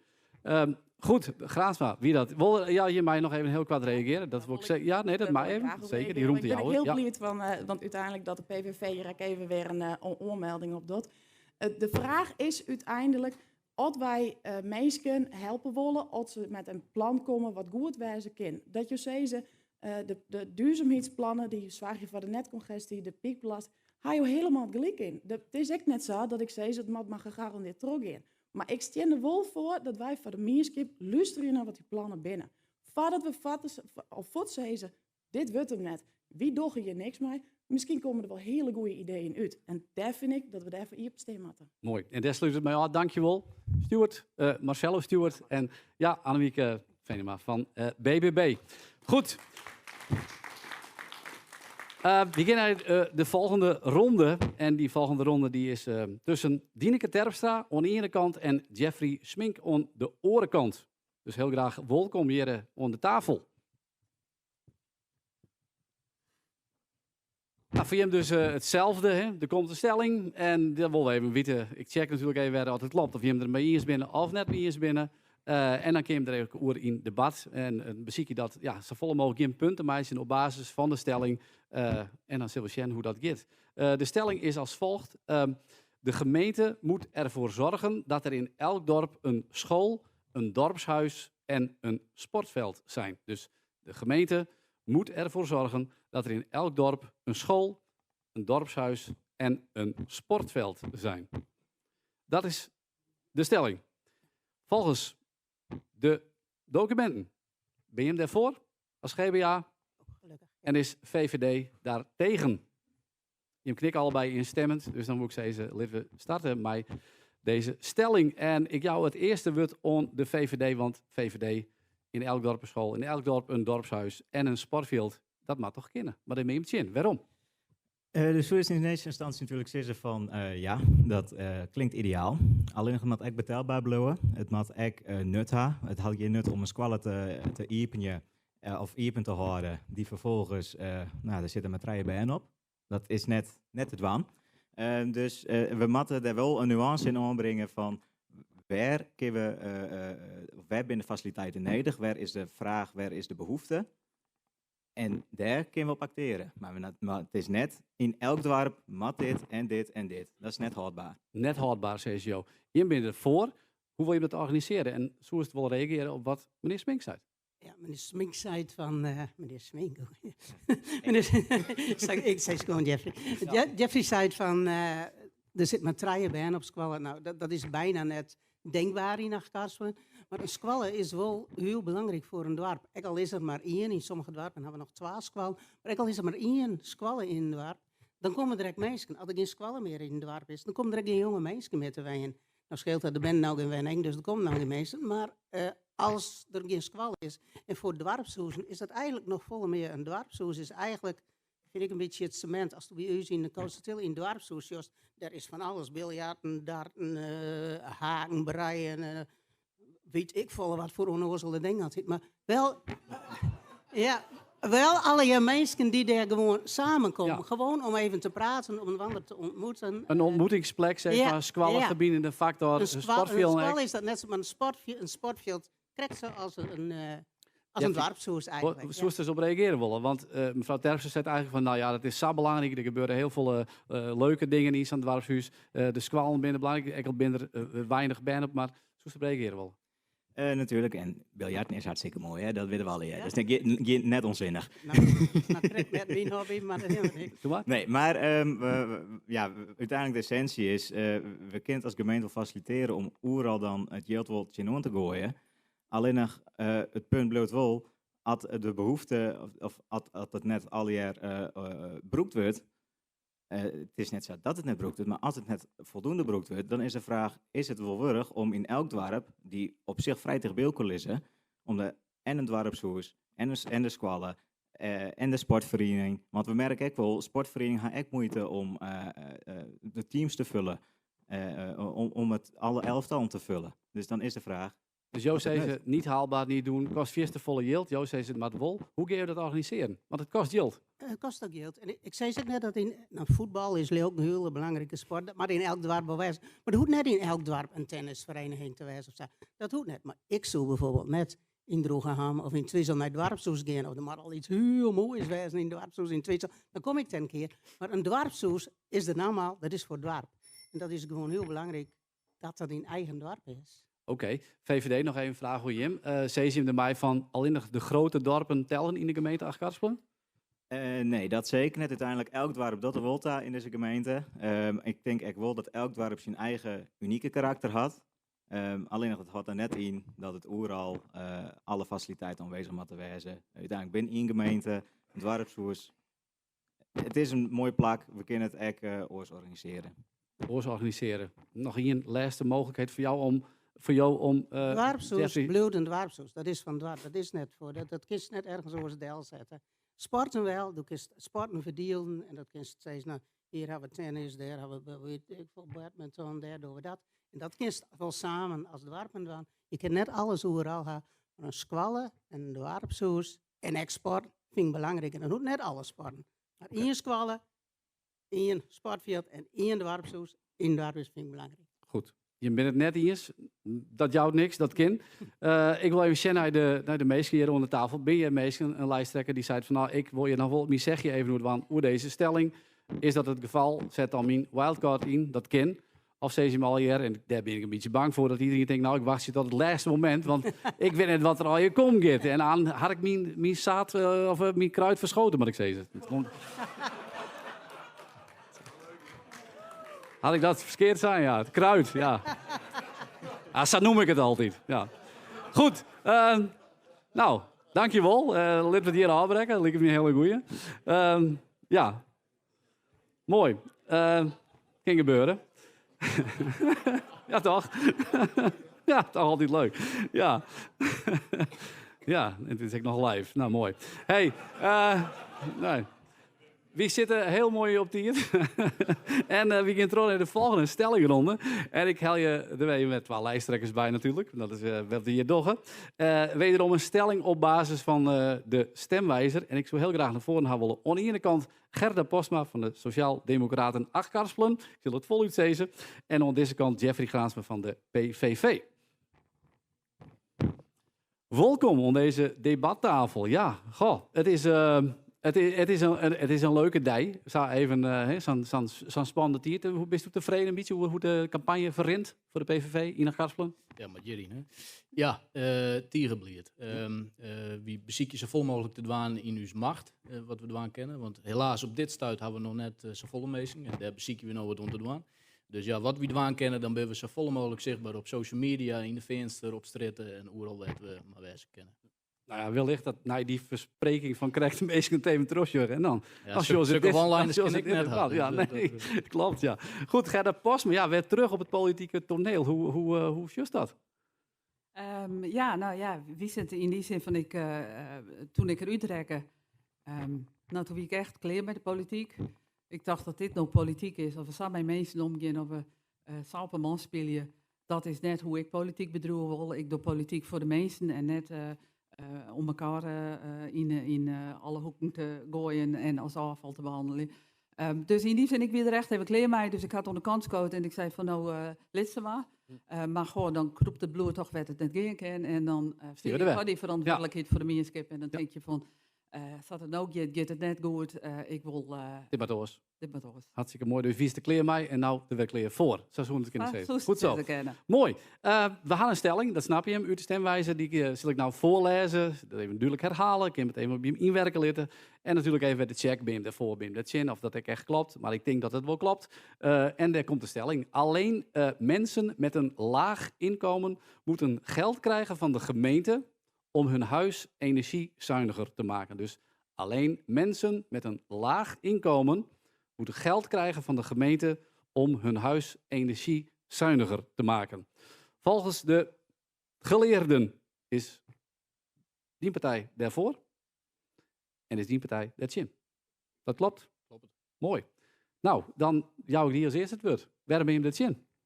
Nou, eigenlijk lijkt het een beetje op de eerste stelling die we gaan hebben. Hè? Het verstrekje van subsidie voor het omleegbrengen van de energierekening. Om het energiezuiniger te maken. En wie zeggen ze van, net dat Elsenien dat dan had, nee, wie zeggen ze, daar moet geen subsidie van verstrekt worden. Wie ben ervan bedenken dat als een persoon of een gezin had een huis energiezuinig en isoleren wil, dan moet dat uit eigen beurs. Want zie ik zelf die overwaging om dat te doen, omdat ze denken dat op termijn dat hun yield opsmiet. Dan moet het ik zelf betalen. Dat moet net van meerskip yield wijzen, dat moet we ergens oors om besteden, juist bij de mensen zelf houden in de beurs. Kijk, hier eens op reageren. Gerda Postma. Nou, wie vinden dat in principe Elsenien die zijn huis verdwarszaam je wil, dat die daarvoor in aanmerking komen moet. En dat betekent dat dat in eerste instantie natuurlijk de eigen verantwoordelijkheid van de mensen zelf is. Maar als ze dat dus net betalen kunnen, vinden we dat ze krijgelijke goed recht hadden om fatsoenlijk te waaien, om net in een 80 huis te waaien, om wat dat dan gaat, mij te helpen met het verdwarszamen. Dus ja, op het moment dat het zelf net kent, dan moet de oorhie daar een handje bij helpen. Oké, je zei ze in een 80 huis wonen, bedoel je direct mij de gezonde leefomstandigheden waar mensen zich beter bij viel, als Ja. ik het even zo duiden Ja. mij. Daar kun je toch eigenlijk net zien wijzen, want dat is hoe het zeggen van dat verbetert de leefomstandigheden voor die mensen in dat huis. Hè? Want dat is eigenlijk de energiearmoede had ik effect op bijvoorbeeld hoe het in die vel zit, in een huis wennest. Dat is toch eigenlijk net zien wijzen. Nou, en daarom zit het Elsie en ik vrij om dat zelf te doen. Liek als elke investering die een persoon of een gezin zelf doen wil. Maar mevrouw Postma die had volgens mij net de stelling helemaal goed begrepen. Want nou krijg ik luisteren haar, dan zei ze van ja, Elsie die moet erin stiepen worden. Maar als we er eerst naar zorgen, dan moet die onderkant van de mierskip die moet er als eerste in stiepen worden. En dan denk ik, ja, wat wil je nou dan? Wil je die onderkant pakken of wil je Elsenien daarin stiepje? Als het is die onderkant, dan betekent dat je nivelleren wil. Dus je wil yield bij de middenklasse bijnamen wij helden en dat wil je ook tasco naar de onderklasse. En dat is tiergezwaarlijk. Want juist die middenklasse, die had het in deze tijd tieren slim als het gaat om de maand rond te komen financieel. Jook schudden van nee. Nee, want ik zei dat iedereen recht had op een dwarsam huis. En dat de eerste verantwoordelijkheid van de mensen zelf is. Maar wie, Dan ben je het eens. Maar wie constateerde dus ik dat net iedereen die verantwoordelijkheid zelf niet meer kent, omdat ze gewoon aan de onderkant van de samenleving zitten en dus te meer inkomen hadden. En dus al elk dubbeltje omdraaien moeten of soms zelfs met het handje op naar de voedselbank te moeten. En dan zitten we van, dan had de overheid ook een belangrijke rol. Want we zijn hier in een heel welvarend land. En het kennen te wijzen dat in zo'n land als Nederland, dat er mensen binnen die dus aan de onderkant met het handje op moeten en net rond komen kennen. Nee, maar de misvatting bij al dit soort discussies is op het moment dat er subsidie rondpompt wordt, dan haar politieke partij net goed terug dat meestal haar eigen yield is. Dat haar ze eerst via belasting haar ze dat gewoon on uzoon als oerriet. En vervolgens kennen wie dan, haar wie het voer om dat even te herverdienen. Maar dat is gewoon haar eigen yield, wat ze weer waarom krijgen. Dus is het dan nog wel zo rendabel om jouw eigen hoers op langere termijn te verdworsen? In plaats van alleen nog op een kwarte termijn te zitten. Nee, kun je er niet mee in, wat Graansma zei? Dus dat het eigenlijk subsidie is wat bij de mensen zelf bijkomen mat? Nee, want wat Graansma zei is van dat het gaat om yield, om rendabelheid, zeg maar, van yield. En ik ga het over wenkwaliteit, ik ga het over zoens, ik ga het over de positie van mensen die het gewoon ik fatsoenlijk waar je een leefje kunnen maken. Daar had ik het over. Ja, maar wie lip je net meer in de plaggenhutten met de Nou, sommigen wel. Ja, en juist die mensen die gaan oorenzwargen op dit stuit. Die zitten net in hoe dat het koud is binnen, die zitten erin dat ze geen hap eten binnen krijgen. Daar zitten ze in. En dat komt omdat de BTW torenhoog is. En zulke soort zaken, dat zou oplost worden moeten en net dit soort zaken, dat moet ze zelf bepalen. Het positieve van dit is dat er dus een stukje erkenning is van dat we wat doen voor de onderkant van de samenleving. Dat de heer Graansma, dat was wel terugvoeding, dat mij. Oké. Maar Mooi. dat is al een mooi begin. Daar vind je me in Blue even staan. Want nou gebeurt er wat spannends mee. Want daar hebben we de hele jaar op wachten. Er worden 12 wildcards ingezet. Het zou 10 worden. Klaas iets van de Wal, kom er maar gewoon even bij. En Riek Schoolstra, kom er gewoon even bij. Je Blue even staan. Doe mij als eerste even reageren. Klaas iets van de Wal namens ChristenUnie op de... Nee, dat mag je gewoon in. Nou, dit is wel een heel wichtig onderwerp, hè? Want de energietransitie, dat wordt hoeveel mensen bezig. Het goede nieuws is, het wordt morgen net klaar. We kunnen nog 30 euro doen om daar te komen om van een gasauto te gaan. Dus mensen hebben nog wel de tijd. En we zorgen natuurlijk dat er protomensen al bezig zijn. Daar komen zonnepanelen op de daken. Mensen isoleren hun wenningen. Maar net elke doelgroep kan mij komen. Hè? Er is een aantal mensen wat in een wenning wennet, wat slecht isoleerd is, waar de meesten net de kennis hebben om te verduurzamen. En ik dit gilt net hebben om te verduurzamen. En als ChristenUnie vind ik het belangrijk dat die mensen ik mij komen kennen in het geheel. Voor die mensen moeten we de wijze, de landelijke subsidies die we krijgen, die moeten we op deze mensen gaan. En het energieloket wat we de gemeente hebben, dat moeten we op deze mensen rochtje, zodat iedereen uiteindelijk mij komen kan en profiteren kan van een duurzame en stabiele energievoorziening. Oké, punt maken. Jim krijgt eerst even de kans om er even op te reageren. Maar het lijkt erop dat Jo het er bijna wel mee is. Matte wijzen, want ik zie je ook glunderen. Doe best het er net mee is. En doe maar eens in die microfoon praten. Ja, heer Van der Wal die had toen de energietransitie. Hè, dat we dat in gang zetten moeten, maar dat mensen dat nog een heel lange tijd voor hebben, om 2050, om van gas uit te gaan. Ja, in die tussentijd dan wordt het wel degelijk verplicht. Daar gaan we nog steeds meer heen, onder oren terug de ChristenUnie. Maar wat de heer Van der Wal vergeet, is landelijk kost het de energietransitie honderden miljarden. En Achtkarspelen is net een land op zich. We zijn een gemeente van Nederland. En al die centen die betalen we rond die energietransitie, dat moet ik de meesten uit Achterkaspelen betalen via de belastingcenten. De belastingopbrengsten binnen overigens de Arane Fjouwerie in Achterkaspelen met 20% stegen. Dat ik nog eens de bovenop. Nou ja, dat vind je waarschijnlijk prachtig, denk ik. En dat is waar ik me op focussen wil, dat we de onderkant en de middenklasse stiepje willen. Oké, de onderkant in de samenleving, daar hebben we elkaar gevonden. Dat ga ik nou nog een keer. Dus dat is op zich mooi. Voor de rest ben je het net eens. Even wat Graans zei. Ja, heel kwart, ja? Ja, je hoort het kwart. In Graans het wordt al iets duurder. Dat liep het misschien wel samen, maar op termijn ben ik ervan overtuigd dat dat kan. In de jaren 60 ben ik al onder het gasgang van de steenkolen naar het gas, maar misschien wat dus dat opbracht had, een hele mooie energievoorziening. Nou moeten we een volgende stap in de ontwikkeling maken en dat is meer elektrificatie. Nee, dat hoeft helemaal net. Inderdaad, die vorige stap, dat we prachtig gas, dat we heel rendabel en heel efficiënt levert hebben horen en ondertussen dus focus op kernenergie. Dankjewel. Rien Schoutstra, had ik de wildcard inzet. Je mag hem wel even inleveren trouwens, want die mij maar één keer inzet. Word ik mat en streng op wijzen. Tikken aan het de koer opletten. Rink. Ja, ik deel met Klaas Sietse het traject richting 2050 van het aardgasoor.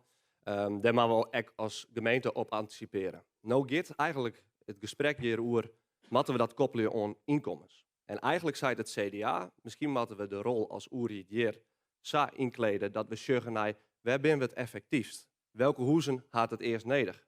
En ik denk dat we dan gelijk misschien ook wel bij de meesten komen die misschien een leger inkomen hebben, omdat ze misschien ook in die huizen wenjen.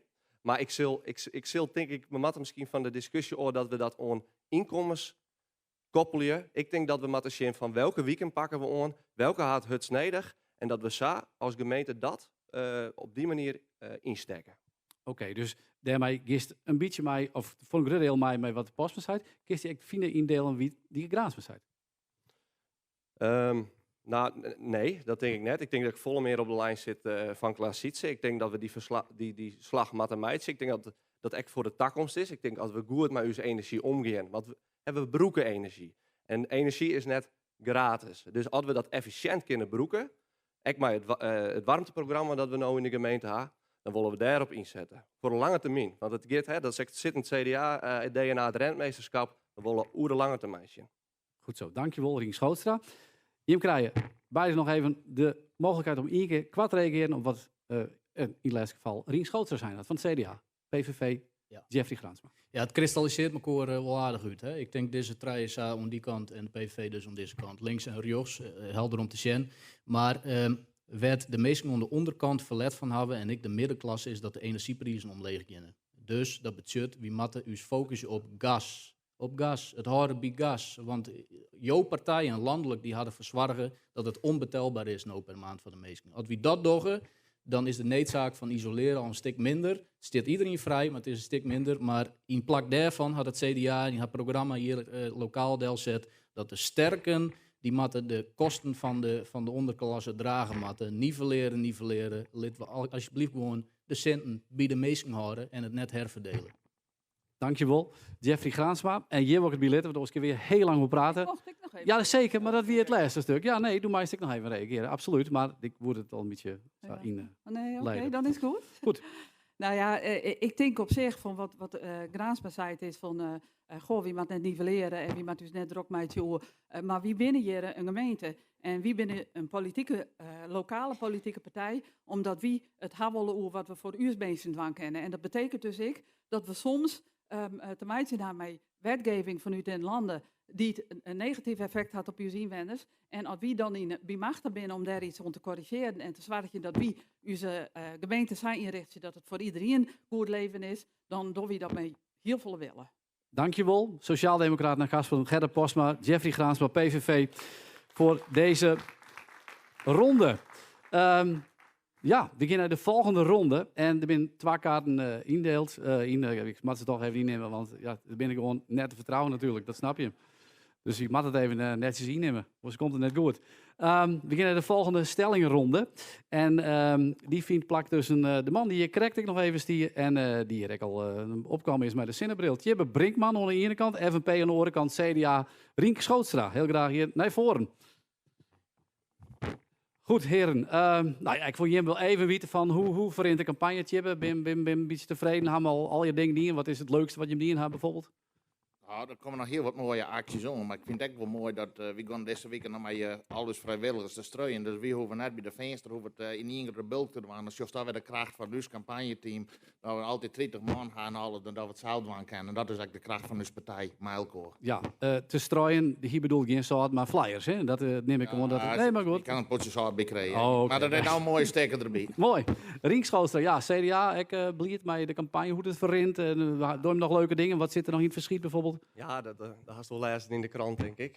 We krijgen hoog bezoek van onze politiek leider. Het is echt mooi onder zo'n partij dat we echt linkjes gaan straks naar het landelijk. Hè, want er wordt wel eens wat zijn oer Den Haag.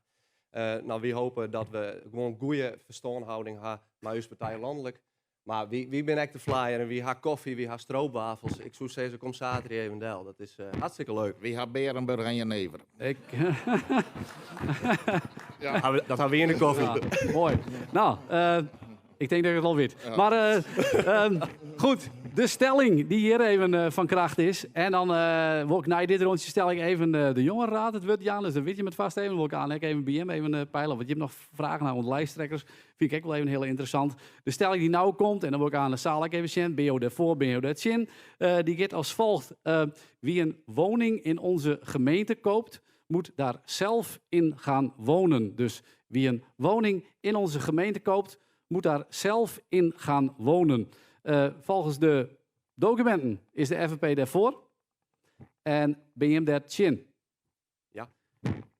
En dat klopt? Ja? Nee, oké, prima. Maar dat klopt ook. Ja, oké, dat is prima. Zaal, hoe zit het hiervoor? Dus de stelling is, wie een woning in onze gemeente koopt, moet daar zelf in gaan wonen. Voor of tegen? Nou, er is iemand die twijfelt nog een beetje, die denkt, ja, dat zit een beetje ertussenin, voor en tegen. Ja, nou, dat gaat hier even in elk geval even om of je hem ervoor binnen of dit chin.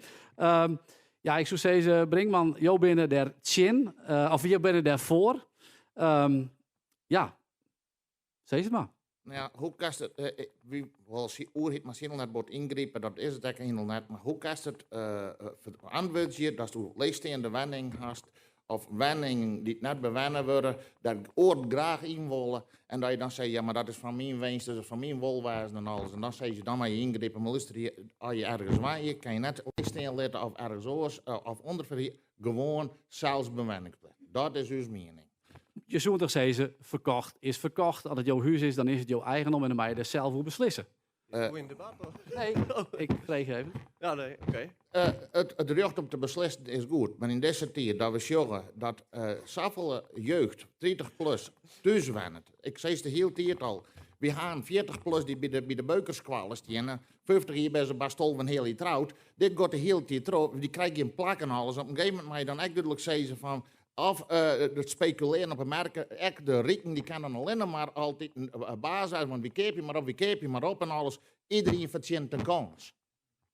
Ja, wie keep je maar, joh, bent dat zin. Nou in ja, deze stelling. Ja, want ik wil even de stelling praktisch beginnen. Het meesten, als je een huis verkeep, die kunnen gewoon iedereen verkepen. Hè? Daar kunnen we als gemeente net ingrijpen.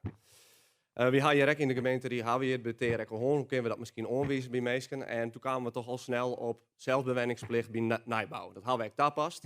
Dus daar vinden we ook wel. Alleen nog het feit dat, het CDA vindt het heel belangrijk dat gewoon woningen bewennen worden.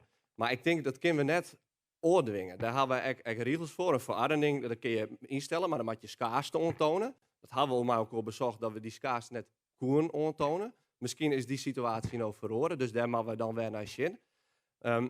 Maar ik denk, qua praktijk is deze stelling eigenlijk bijna net uitvoerbaar. Behalve die zelfbewoningsplicht op nijbouw, dat is in een anterieure overeenkomst dat kan zetten. Maar het is zo wichtig dat die woningen bebouwd binnen. En het stukje particulier ver hier is aardig lieds in uw gemeente. Het is net een praktische discussie als het wel als net kan. Het gaat om een morele discussie, wil je dit als net? En hoe het uitgevoerd wordt, en net als mij, als dat de laatste rapporten nou zeggen, kunnen we die schaarste aantonen, kunnen we echt zeggen, bij nijbouw van woning en bij toewijzing van woning, dat eigen inwoners met een sociaal of economische binding, dat die voorrang krijgen. En daar ben we als FNP echt voor. Want dat we de leefbaarheid in het dorp in stand houden willen, hebben we niks meer leegstaande woning. Ik zou maar zeggen, en we kunnen alles op asielzoekers doen, maar ik zou maar zeggen, we krijgen uit Kielwend, er weer een oorlog krijgen ze in de hierhuizen, dat we als Twiesel, als dorp Hindel niks aan hadden. Dat we zeggen van, het is net alleen dat probleem. Uw jeugd wordt er blauwe, die houden dus verenigingen in staan. Uw oude mensen met ek daarin, dus waar wijn blauwe kennen, die dan mikbaar blauwe. En dan zeg je toch, dat bij wijnen kan je dat net oors uitlezen, dat mogelijk is. Zelfs wijnen en oors voortwijzen. Oké, zelfs wij en oors voortwijzen. Ja, breng maar zit eigenlijk uit het kind. Wie moeten die huizen houden voor uw mensen, uit uw gemeente? En jou zei ze, nee, er is ruimte. Nou, er moet bouwd worden. Dat is... Nee, dat is wat oors. Dat is wat oors. Ja, maar dat is wat oors. Dat is wat oors. Om ruimte te creëren. En nee, ik vind het lastig. Hoe is dat echt toetsen? Hè? Kinderheer Brinkman me vertellen hoe jou dat gaat toetsen. Nee, dit is de principestelling best vooraf. Ja. Nou, doe al 16 college en hoe mag dat uitvoeren? Maar wel reëel, Blauwe. We staan hier voor Karspelen en je moet echt een eerlijk verhaal vertellen, Tjibbe. Ja, en wil je zeggen dat ik oneerlijk ben? Nee, dat is niet. Maar dan hebben we dat graag. Nee, daar komt die huisvestingswet en die komt er aan. En dat is ongeveer, maar ik meen net zeggen, dat ik de wetje, maar dan ga ik weer in. Maar die willen we echt ongrijpen. En die wil je ook ongrijpen. Maar we zorgen ook dat je scheve gezichten krijgt in het warm van, nou, ik zit zo lang op een wachtlijst en daar komt weer in je oren en alles. En ik ga hier altijd een vrijwilliger wezen. Ik zit hier bij het voetballen en ik kan het in mijn eigen dorp. Dat is net met u te lezen. Is net met u te lezen. Hoe kun je jou dat wel uitlezen dan? Ja, dat is een hele lastige vraag. Hoe kun je dat uitlezen? Je ja, kunt alleen nog keihard aan werken. Je kunt die projecten realiseren die nou in de pipeline zitten. Want daar gaat het om. Hè. We moeten gewoon onder slag. We moeten die processen doorrennen en die moet bouwd worden. En dat vindt de heer Tjibbe me ook. Zeker. Maar ik nog één correctie doen. Ja. Want je zit wel meestal vaar uit de Wieselwij. Maar die kom ik van omutens. Maar dat ben geweldige vrijwilligers in het dorp. Dus het mag net zo opkomen dat ik dus oorltje ben. Dat er een meestal van goed komt. Maar wie willen graag meestal had die mij door mij uw mensen. Tuurlijk. En goed dat je het punt even maakt. Dankjewel. Tjibbe Brinkman aan deze kant, Rien Schoots aan deze kant. Ik short even naar de meesten achter de tafeltjes binnen nog wildcards die we inzetten willen. Wilde kaarten? Nee, nog net het geval. Goed, dat kan. We gaan naar de volgende stellingronde. Maar voordat ik het doe, dan ren ik even naar de jongerenraad. Want die zit hier ook. En die ben hier in de zaal. En de jongerenraad is natuurlijk super dat de gemeente Achterkarspelen een jongerenraad had. De meester even bij Sting als de worst. En waar bist u? En nou, vertel eens even. Mijn naam is Jelle Wening. Ik ben de Joert in naam van de jongerenraad. Wie ben je Joert Trajeman Sterk. De hier is eigenlijk mijn jongen, maar ook gezellig. Nou, mooi. En politiek belutsen in de gemeente Achterkarspelen. En het zomaar zou wijzen kennen dat, want Mike vreeg hoe oud is best? Ik ben nu Sontjenier. Sontjenier. Dus het zomaar zou kunnen wijzen dat je over een aantal hier een lijsttrekkersdebat docht omdat je politiek actief en belutsen bent. Ik zeg niks. Doe zij niks. Goed, dat is prima. Maar je hebt wel een vraag namens de jongerenraad Achterkarspelen aan de lijsttrekkers die hier zitten. Het binnen het 4 man sterk, man en vrouw.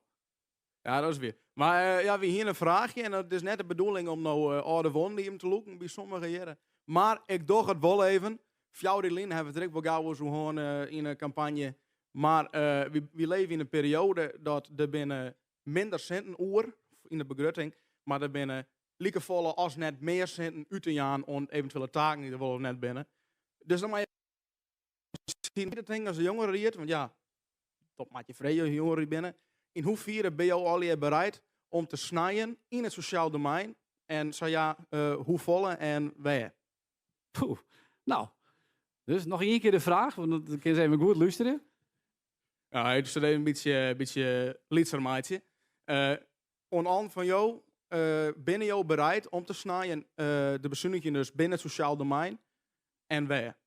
Oké, ben je bereid om te bezuinigen in het sociaal domein en dan waar? Oké, nou goed, dit is voor mij ook nee, want ik wist net dat deze vraag gesteld werd zo. En ik wil, ja, je hebt het zien lijsttrekkers en die wil waarschijnlijk al je wel even reageren en dat mij ook. Maar we wel een beetje kwaad, want dan wordt het natuurlijk een heel lang parteer. Jeffrey, hast u de behoefte om hierop te reageren? Ik moet zeggen, het is een heel concreet ding. We zijn nou nog steeds net in een rie. Dus Ja, ik zit persoonlijk zelf eigenlijk net heel goed in de materie. Doe parkeer ze mee. Dat is duidelijk. Ja, heel duidelijk. Tjitske, doe ons wel even reageren. Ja, heel graag. Want voor u is snijden in het sociaal domein geen optie. Ik zou er even nog wat meer in investeren en ergens anders wat meer snijden in uw eigen organisatie, in uw eigen, wat we zelf uitjouwen. Of dan toch nog de rieke mensen nog wat meer yield vregen. Want het sociaal domein, daar mogen we behoren, daar mogen we meer yield aan uitjouwen. Dat is de basis, want anders komt het net goed en hebben we uiteindelijk nog volle meer kosten. Het antwoord is nee, we willen net snijden in het sociaal domein. Rien Schoostra, CDA. Ja, ik denk dat we het op het huidige pijl willen horen. Als het kind, want daar moeten we alles voor doen om binnen de begrutting dat echt voor elkaar te krijgen. We hebben een taakstelling vanuit het landelijk. Maar dat is natuurlijk uw streven om het zo goed mogelijk echt voor die mensen die zwaar nodig hebben, om dat gewoon te horen. Als je zo'n mat te snijden, dan moet je daar echt hoe goed over nadenken. En waar je dat dan in doggen en waar je dan misschien eventueel rekken. Maar dat ken ik hier net zo in het wat rijden. Je sluit het net uit. Nee, Dieneke Terpstra van GBA. Misschien zeg ik dat heel raar, maar ik denk dat er in het sociaal domein heel wat te halen in is. Ja, de vorige keer hier in de Rijek zijn 52 miljoen jouwen we hier uit. Dat is een miljoen in de week. Ons sociaal domein. En het minste is altijd, als je daarop bezuinigen gaat, dan rijd je mensen. Maar ik denk dat er best wel iets te bezuinigen is zonder dat je mensen echt rijdt. Je goed zien, waar je iets heen doet en hoe je iets doet. Er zijn bepaalde mensen die krijgen echt heel volle. En dat kan misschien best wel iets minder. Zonder dat er echt op een zorg bekwaad wordt. Want dat is wel belangrijk. Goed zo. Eigenlijk ga je een beetje mee met wat Schoostra zei. Van nou ja, dat maken we het even goed besjen. We sluiten het net uit en er is wat mogelijk. Graansma. Ja, de PVV zit hier een beetje dubbel in. Aan de ene kant hebben we het sterke principe dat als het Riek u bepaalde taken opleidt, dan moeten ze daar de centen niet van verstrekken. Dat is helder. Alleen nog de andere kant is, ik sluit me wel een beetje om bij het GBA, er is een hulsoort te hel in het sociaal domein. En dat is binam op het gebied van preventie. Dat moet een stuk efficiënter en dan kunnen we die verzorgen hier dat het net escaleert en dus net zo volle kost. Goed zo. Dankjewel voor die antwoord. Ja, heb je het een beetje begrepen? Ja, dat moet ik toch even vragen. Want ben je bereid om te snijden in het sociaal domein? Dat was een duidelijke vraag. Nee, absoluut niet. Ik wil juist meer geld geven daaraan. Kijk, want landelijk wordt bepaald hoeveel geld bezuinigd gaat worden. En Achtkarspelen, vorige keer was er een meeting hier, hebben we een lezing gekregen. Achtkarspelen is een van de rijkste gemeenten van Nederland. Ja, dat is vorige week hier gezegd. Dat boekje heb ik thuis. Waren dat toevallig Basje en Adriaan? Hij leek wel op Basje Adriaan, maar dat was er niet. En het is hier gezegd. En vorige week of 2 weken geleden hadden we een soort meeting hier. Dat we zelf 31 miljoen verdienen per jaar. Los van de 78 miljoen die we krijgen van subsidies. En 31 miljoen verdienen we, waarvan 2,5 miljoen elk jaar overblijft. Nou, en dus er kan makkelijk geld gaan naar jongerenzorg, want daar willen ze landelijk in gaan snijden. Dus jij zegt niet snijden, juist meer? Juist meer, ja. Goed zo, dankjewel. Jibbe Brinkman, bereid om te snijden in het sociaal domein? Nou, ik denk, waar ik me de laatste 4 jaar hier dan er ook al maken om mijn centen. Want dan gaan ze me goed vallen hier. Dat we zo'n rijke gemeente ben. Nou, volgens mij ben we hier op Rode Pekel naar de eerste gemeente van Nederland. Maar klaar. Dat is alleen het Wiedjild natuurlijk. Het was zo natuurlijk, ik ga het als sociaal domein meemaken. En ik denk ik als Jeff dit GBA preventie daar maar op inzetten. Het is echt van wat ben we wend? We zijn wend om echt alles te krijgen, alles moet gehonoreerd worden. De eerst ben ik heel heug. Hier ga ik recht op, daar ga ik recht op. Op een gegeven moment is het al je gewoon net met de betaling. En wat er echt om vasthing, we hadden toen de energietoeslag, gaan we uitbetalen gewoon aan de meesten. 110%. We kregen 4 ton te min als Achtkarspelen van het Riek. Waarom? Iedereen in de Rie had mij maken. Ik had zoveel brieven achter ons gestuurd. Nou, op 13.000, nee, ga ik het weer binnenkrijgen. Zoveel werk mij er verdwaan om het werk uit te voeren van Den Haag. En de centen krijg je er net bij. Is heel frustrerend.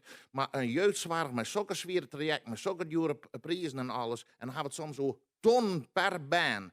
Is net vol te houden. Dat zal op mijn oren wezen matten. Zal op een oren wezen matten. Dus, ja. Annewiek? Ja, ik vind snijden eigenlijk zo'n heel hut wat dat omgeeft. Want ik sluit me eigenlijk een beetje om wat GBA zei. Ik denk dat door het sociaal domein wat efficiënter te gaan inregelen, dat je daar al heel veel in besparen kan, wat je dan weer juist broeken kennen, om weer te herinvesteren in het sociaal domein. Oké, dus een beetje CDA, een beetje GBA, PVV, wat er een beetje zijn. We zullen er eens even heel kritisch naar. Absoluut. Oké, goed. Ik en Jim, kom ik even tussenin, want anders wordt het heel ingewikkeld. Klaas Siets van der Wal, ChristenUnie.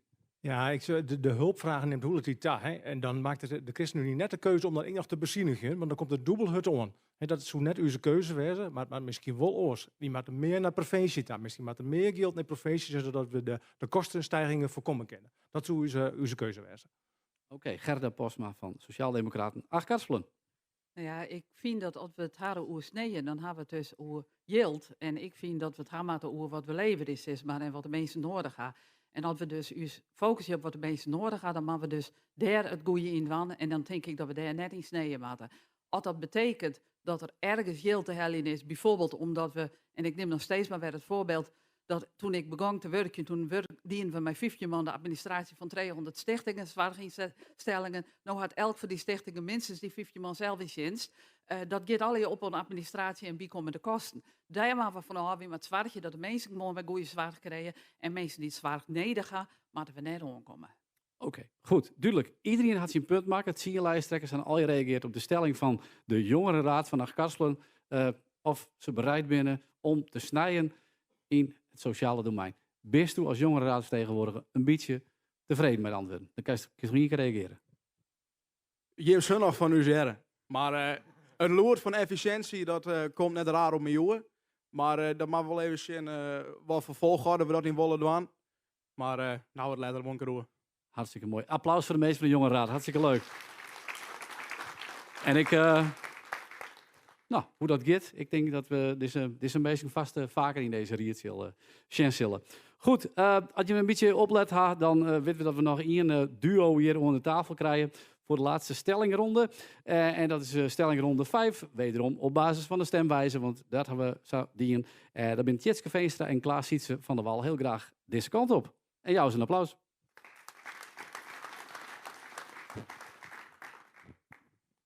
Goed, ja. De debatavond, voor die wie het even spannend als er bijwijzen is, maar best er wel. Wichtig, Sanjanne? Ja, en ik vind het altijd de leukste Jonne van deze hele tier. Dus die was net missen natuurlijk. Nee. En valt het net in, tot nog daar? Nee, ja, ik ben heel verbaasd dat ik zie hoe Klaas Sietse komt. Dus ik kom erop met die stelling. Want ik zag volle verschillen, heb je net. Dus, ik heb het verbonden. Ja, Nou ja, goed. Misschien wordt dit wel een hele saaie debat. Weet ik, misschien vond je hem al heel saai. Maakt het ik niks uit. Klaas Sietse van der Wal. Even de Jim-campagne, gaat dat ik een beetje goed? Ja, je mag dat altijd beoordelen, steeds maar hè, van het resultaat. Wie doet ontzettend dus best. We hebben een leuke team, een leuke team als ChristenUnie campagneteam. Nou, we zullen zien hoe het aan wat de uitslag is. Wie doet dus best. We hebben een leuke team. Hartstikke mooi. En volgende week is het te vieren. Dan is 8 maart verkiezing, gemeenteraadsverkiezing. Op de Wazenjan is hier een verkiezingsavond bij de uitslagen. Volgens mij van Oers of Jog en Jal wat zien, maar dat zal nog wel gecommuniceerd worden. Dan is het hier in de Rietzeel. Dus dat kan ik een gezellige Janne worden. En spannend voor je als partij. En de stelling, daar komt die. Let op. De stelling is als volgt. De gemeente moet zelf sociale huurwoningen gaan bouwen en verhuren. Dus de gemeente moet zelf sociale huurwoningen gaan bouwen en verhuren. Volgens de boeken is GroenLinks, PvdA daarvoor. En bij Jim daartjen als ChristenUnie. Nou ja, mevrouw Veenstra, je ben je voor. Je hebt steeds de gemeente met zelf huizingen bouwen. Vertel maar. Ja, nou ja, eigenlijk is dit een beetje werk. Kijk, in mijn pitch met komt wie maakt volle meer naar die lange termijn zien. En dit kwam er een beetje uit bij ons van, hey, wat kunnen we nog? Als we droomdenken, wat zijn voor ons oplossingen? En het gaat op dit stuit gewoon net goed met de sociale hierwenten. Weer in de achter, wie had hem in. Dan kunnen we beloven wie is er naar de markt en naar alles. Maar we kunnen echt nog steeds van, hey, uw inwendershuis nodig. Vroeger koert ik, wie ben helemaal net van terug naar het verleden. Absoluut net, die willen graag daar naar de toekomst. Maar wie moet hier een oplossing in vinden? En ja, dan mag het heft in eigen hand nemen en maar we zelf die oplossing creëren. Het heft in eigen hand nemen en zelf oplossingen creëren. Nou. Ja, dat klinkt hoe mooi hè, op zich. De woningbouwopgave, die zullen we natuurlijk allebei. Daar zullen we net in verschillen. Maar we denken wel dat het net de taak van de gemeente is om daar woningbouwcorporatie te spelen. We denken wel dat het hoe belangrijk is om samen met de SWA of een andere bouwwoningcorporatie om er samen te oparbeiden en om te zien hoe kunnen we elkaar ondersteunen, hoe kunnen de gemeente het beter faciliteren, want ik denk dat het daar de afgelopen jaren om een brutsen had. Dat maakt echt een stapje beter. Maar het is hier te vieren dat de gemeente zelf voor een woningbouwcorporatie bedrijven gaat. Ik denk dat het hoe belangrijk is dat je daar specialiseerde diensten en coöperaties voor hebt. En ik denk dat het net een garage op succes is dat de gemeente dat onder hun vleugels neemt. Nee, oké, daar binnen coöperaties voor. Zei je eigenlijk bij het, je ben je voor om dit te doen. Zei je er maar eigenlijk van, ja, SWA, die bakt er niks van. Nou ja, dat is maar. Ik zit nou 8 hier in de rie en wie haat hier 8 hier hoor. En er is 8 hier heel weinig bad. Dus dan, maar wat hebben we ons op lange termijn nodig? Wie moeten die huizen ha? Ja, ik ben het, mijn klas ziet in die idealitere situatie. Toen we inderdaad met SWA eruit komen moeten. En ergens haak ik de hoop dat nog slag had. Maar op een gegeven moment houdt het wel op. En wie maakt het trouw? En dat nou bloot blikken dat het net werkt. En dat de markt het gewoon echt net varken krijgt. Want die had het extreem in. Ja, wie willen wel dat u meesten je waaien kennen? Dan maar we zelf met oplossingen komen. Dus eigenlijk, ja, wie ben van de oplossingen oplossingsgericht? Ik snap dat het net, het is echt een beetje droomdenken. Hè? Dat is echt Want dat wie mijn volgende vraag is, het ik droomdenken. Hè? Want een gemeente met weinig geld, ja trouwens, volgens het Forum voor Democratie, de rijkste gemeente, dus toen zou kennen. Ja, maar dat niet. is dat überhaupt haalbaar om zoiets op te starten? Of is het inderdaad, wat José zei, een droom? Nou ja, alles in de toekomst begint met een droom, zei ik altijd. En als een droom werkelijk maakt, dan moet er naar ziekje, haste middelen en hoe kunnen we dat varken krijgen? Ik had daar het antwoord net op. Ik ben geen wethouder, ik zit er net in. Maar dit is wel, wij hebben wel iets, we hebben een droom, we willen ergens net daar en we willen er alles ontwaan om dat varken te krijgen. Is het een droom die mij een speldenprikje uit inspat? Ja, nou, dat vind ik wel sneuieskandig. Maar wie dealen ook altijd die droom, die dealen we wel. Hè? En de middelen, hoe komen we daar? Daar verschillen we van mening over. En ik denk, ja, het is een mooie oplossing of een eenvoudige oplossing. Dan doen we het zelf voor. Maar dat onderliggende probleem nemen we dan eigenlijk net voort. Hè? Want vrees je en SWA waarom ze moeilijke wenningbouw kennen, is bijvoorbeeld jou is groen. Dus daar zullen de gemeenten zelf iets in oren als ze het zelf ontwikkelen willen. Hè? Dus de gemeente gaat hetzelfde probleem oren. En ik denk bij mezelf, je moet die problemen aanpakken. Dan kunnen we wenningbouwcoöperatie de aanwijzen voor binnen en dat is wenningen oplevering. Video om elkaar om te zeggen van wie zie je nog een keer het contact om toch die problemen op te lossen, om dit voor te krijgen? Of zeggen ze nee, dit moeten we wel doen. Zelf huizen bouwen.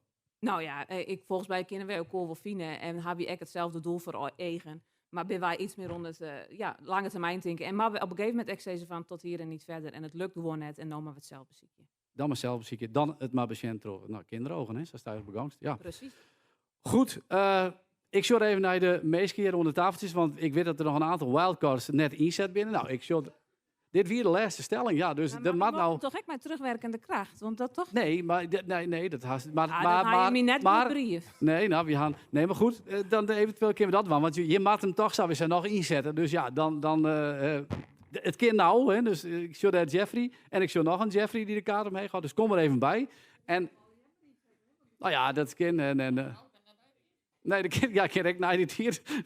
Ik wil hem graag straks nog inzetten, want ik stel. Ja, nou oké, je mag hem al in het inzetten. Ik wil er een beetje hier voor, maar u mag het hier in de gaten houden. Dus dan deze fjouwer meisjes die zetten al je de wildcard in op deze stelling. Nou Jeffrey, dan jou die als eerste het woord. Ja, eigenlijk van beide sprekers, van ChristenUnie en GreenLinks PvdA. Het lijkt een soort van Fata Morgana ontworden. Het bouwen, zonder dat we weten wat we met douane binnen. Ik heb van GreenLinks PvdA van ja, er is eigenlijk net genoeg die. En volgens mij is dat ik het statement van ChristenUnie deze campagne. Maar de wordt bouwt.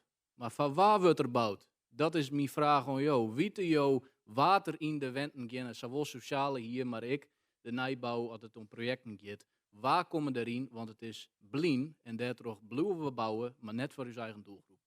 Je mag reageren. Klaas, iets doe als eerst. Zeker, dat weten we. We hebben natuurlijk onderzoek geweest. Wij bouwen eigenlijk voor. Waar komen de meeste weien die in onze gemeente weien komen? Meer dan de grootste deel komt uit je eigen gemeentewijk. 80% van de mensen die in weien komt uit Friesland. Dan de andere 20% denk ik dat die uit Greensland, uit de Greensland wij komt bijvoorbeeld. Hè. En misschien is er een student die in Greens studeert had en die denkt, ik wil wel waarom eigenlijk Karspel. Ik denk dat dat een hele goede doelgroep is. Dus daar bouwen we voor. Daar zijn de meeste die hier komen. Daar bouw je hem voor. Ja, nee, dat ben gewoon de cijfers en dat is duidelijk. En daarvan vind ik eigenlijk, wie had de gemeente Grezen, daar wil ik net zo hut op wijzen. Iedereen die je waan je wil, moet je waan je kennen.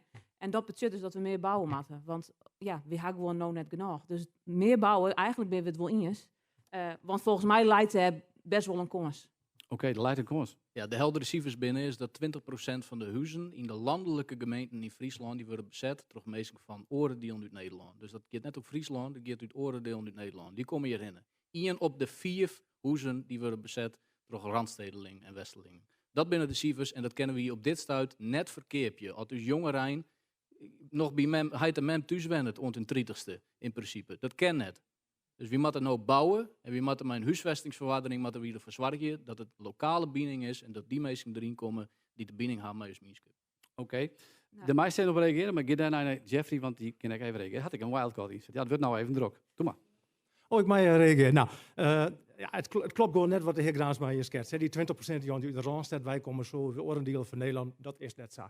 Hè, dat maakt CEO ervan. Die 20% komt net uit Friesland. En ik denk dat er hoeveel mensen, bijvoorbeeld uit grenswijze studenten, die willen waarom, of iemand heeft ergens een andere baan voor, die wil waarom komen in onze gemeente. Mensen uit het dorp uit Zuidhorn, Griepskerk en Opende, die willen bijvoorbeeld naar Achterkarspelen komen, heb ik al net zo volle moeite mee. Maar het idee dat randstanden stedelingen u hier vloeien en u zijn wenningen nou nemen, dat is gewoon pertinente onzin. Oké, pertinente onzin. Daar kunnen we nog heel lang op terug in. Maar ik ga nou naar Jeffrey Smink van het VVD. Wat doe je hier? De wildcard omheen. Wat is die punt? Nou ja, we gaan natuurlijk over mat de gemeente het zelf weer het heft in eigen hand nemen, maar we het zelf gaan bouwen. Nou, daar zet de VVD'tje in, nee, we gaan SVA, die mat al aan het werk. En wat is er nou heel belangrijk in? We moeten het gewoon versimpelen. We moeten zien dat de gebouwen er kunnen komen, de wenningen die kunnen komen, als we gewoon regels versimpelen, stappen dwars te zetten, want dat is wat we vooral moeten, maar daadkracht tonen dat die wenningen er komen. En op die manier maar we het vooral passend meidje. Maar hebben we wennings voor ouderen nodig, dan komen de wennings voor ouderen. Of gaan we het faciliteren. Het zit hem vooral in een efficiëntieslag. Ik denk dat dat vooral de aard van het moraal is. Of het moraal van het verhaal. Maakt er niks uit.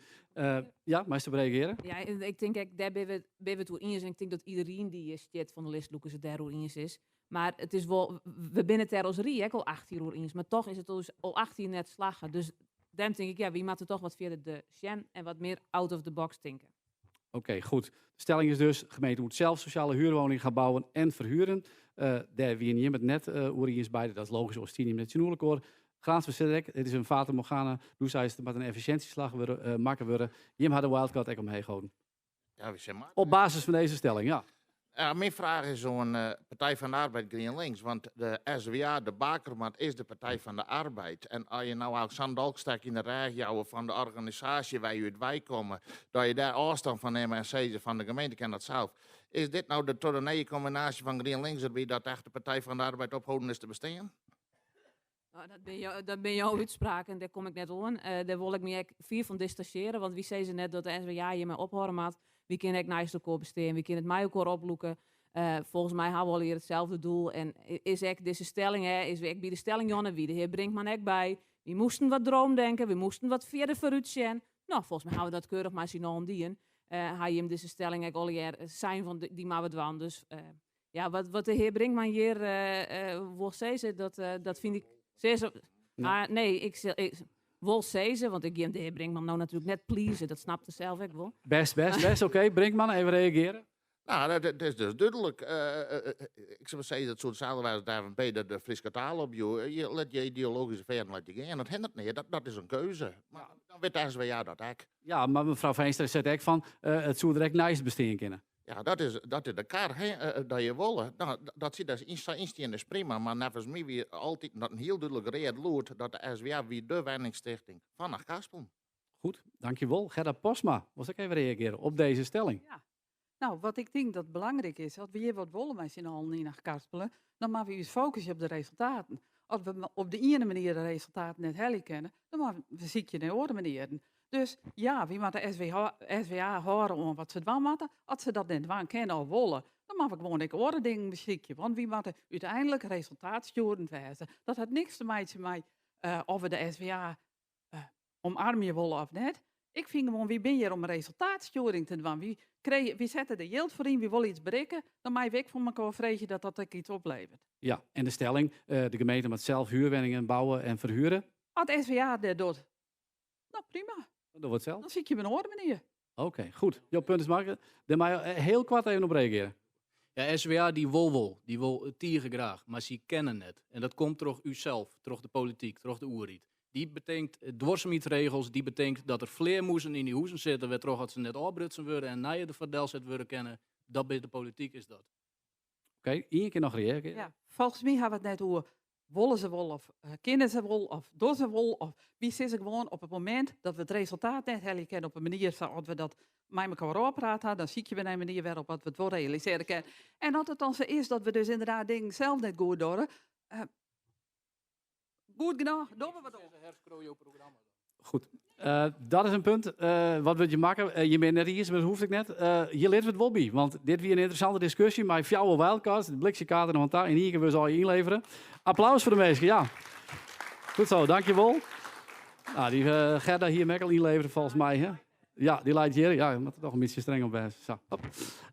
Goed, ja. Er binnen, als het goed is, 2 mensen die dan de wildcard of 3 die de wildcard nog net inleveren. Ha? Dieneke. Tjitske had hem ook nog net inleveren, de wildcard net. En doe ik nog net. BBB, Annemiek. Nou, ik roep je hem nog even alle 3 naar voren. Want ja, dat ik even om de regels heen. Maar dan krijg je even heel kwart de mogelijkheid om even ergens op te reageren. Maar echt super kwart. Want wie zit ik met de tiert? De live-uitzending is... Marcel heeft hem ook nog niet ingeleverd. Nee. Nou, ik meen er al meer hier, maar met een protte lijsttrekkers. Dieneke, doe maar eens heel kwart. Zeg ze op welke stelling of iets waar ze op reageren was. Ja, dat is de wildcard niet leveren, maar... Gewoon op de stelling die op die stemwijzer bedoelst. Nee. Ja. Nee, er zijn natuurlijk... Je moet wel opletten, hè. Er zijn 4 stellingen geweest. En per stelling mocht je een wildcard inzetten. Dat gaan we net niet in. Dus je krijgt nou nog even heel kwart de mogelijkheid om iets te zeggen hoe 1 van de stellingen of wat de zijn is. Ja, nou, dan gaan we over de eerste stelling. Zodat hij, hè, je had die wildcard, dan denk je, nou, dan wil je net direct in de eerste stelling. Maar er komt nog wel meer wat voor zeggen. Nou, dat weer dus net zo. Maar dan weer ik het heel erg met Graansma in. Het is een heel mooie discussie, maar het ging net over de stelling. Over wol of kind of de gemeente der subsidie voor jou maakt. Dus. Oké. Tjitske Veenstra. Ja, nou ja, ik jij dus dat het over de stelling is. Ik hoopte dat er nog een stelling kwam over vluchtelingenopvang. Is er net kwam, dus dan zit ik nog niet verder echt net hoe haar. De stelling waar ik nog wel toe steeds wil is over het behoud van de dorpshuizen, de squalen en dergelijke in de dingen. En daar, ja, we jij het net vaak, maar daar wie wij het wel eens mij wat de VVD eigenlijk zei, maar wel mijn iets oren onderbouwing. Want het doel op zich, het moet net het doel op zich wijzen even houden. En nou, zoals de volle meesten hier wel weet, zeker als het hier tot het onderwijs. Wij zijn volle, ik in Oreland wel west. En er zijn hele mooie systemen om het onderwijs, altijd net beneden is kwalijk in, want het maakt natuurlijk kwaliteit gaat voorop. Om dan toch met bijvoorbeeld busverbindingen van de jeugd, busvervier, waar de mensen hier instappen kunnen, wat goed hier regel is. Dat we toch op die manier de squalen bereikbaar houden kunnen. Dus wie maakt echt wat creatiever gaan denken. Behoud is net het doel op zich, maar de kwaliteit moet voorop staan. Oké, dus er iets oors naar Marcello, is er nog een van de 5 stellingen die voorbij zijn gekomen waarvan je zegt, daar wil ik nog even kort op reageren? Ja, eigenlijk zijn het er 2, maar de laatste wil ik op reageren. Over de woningen, dacht ik, daar ging het over. Maar ze willen ook 140 doorstromers hier hebben. Nou, noem ze dat, sorry, noem ze die mensen, statushouders hier hebben. En we hebben niet eens ruimte voor onze eigen inwoners. Om huizen. Ik heb net gelezen in het mapje waar je probeerde net belachelijk te maken. Over Rijkse gemeente van Kaarsspel. Het is natuurlijk een grafiek, een gemiddelde. Het is niet rijker dan Amsterdam natuurlijk. Maar vorige week is het hier gezegd, of 2 weken geleden dacht ik, is het hier gezegd door een specialist. Ik heb het net gevonden, ik heb het opgezocht, die map, ik heb het daar gezien staan. Dat wij een van de gelukkigste zijn van Friesland. Oké, maar goed, ja. Maar even je punt over die laatste, hè? Want de laatste stelling was... Qua woningen is van, waar wil je die woningen gaan bouwen? Waar is er ruimte? Oké, goed. De vraag is dus waar moet het gaan gebeuren? Waar is er ruimte? En dan heb je ook nog het punt over de statushouders. Wat was toen daar, Roosé? Nou, ik moet eigenlijk een beetje breder lopen, want het rekt elke keer wel een beetje het onderwerp aan. En ik weet ook van de orenverkiezingsprogramma's, we willen al je zo graag oplossingen vinden voor het wenningprobleem. We rijden het aan middels dat we zeggen van het SWA had het net opgered, maar daar hebben we 8 jaar lang niks in bereikenkind als riers zijn. En dan vraag ik mij een beetje af wat daar dan precies misgaat. Verder wie had hoe wenningen horen. Uiteindelijk we willen dus al je zo graag dat onze jeugd hier blijven kan. Kunnen we nou met elkaar een afspraak maken dat die er dan daadwerkelijk komen kunnen? Lange termijn, maar ook voor oplossingen van nou. En dat is die punt. Goed zo. Daar let ik het bij. Of ja, er was nog maar het is mij even kwad. Nou ja, ik vind het heel pijnlijk dat er constant vluchtelingen bijhellen worden op thema's waar we het nou net hoe gaan. Ik ben toch van mening, de forum zit je te bezezen, wie moet dat chin horen, maar chin de wet in. Volgens mij steeds jou ook. Wie willen veiligens. Volgens mij, maar wie als volksvertegenwoordigers ook uw voorbeeld nemen. Wij staan hier om de wet ook uit te vieren. En dat je een listloeker constant zei van ik wil dat zien ingaan, dat vind ik heel pijnlijk. Oké, goed. Hier mag ik zitten. Wie hadden saffele stellingen, wie zoen nog heel lang trok in kennen, maar nog volle meer discussies. Maar ja, het is geen riedsvergadering, we moeten ook een keer ophouden. Als opdracht dat ik om de tiert in de gaten te houden en die hou ik in de gaten. En we gaan richting de afronding van het slotdebat. Voor de gemeenteraadsverkiezingen. Volgende week woensdag 18 maart 2026. 10 partijen door mei. We gaan een stelling ronde we gaan hier net even een beetje pols in de zaal, maar goed, er wie maar één zwevende kiezer. En ik wil aan even mee op een foto, dat ken. Lijkt me leuk. Ja. We gaan er straks nog even een rondje, eenmaal, andermaal. En we gaan nou even een serie ja-nee vragen. Of ja of nee vragen. Dus het is een vraag, ik stel gewoon een vraag aan een lijsttrekker. Hij of zij, mij alleen nog antwoordje, mij ja of nee. En dat is het dan. Dus oorzaak wordt het eigenlijk net. Even zien, waar ga ik hier als eerste in? Tjibbe. Ja, Tjibbe.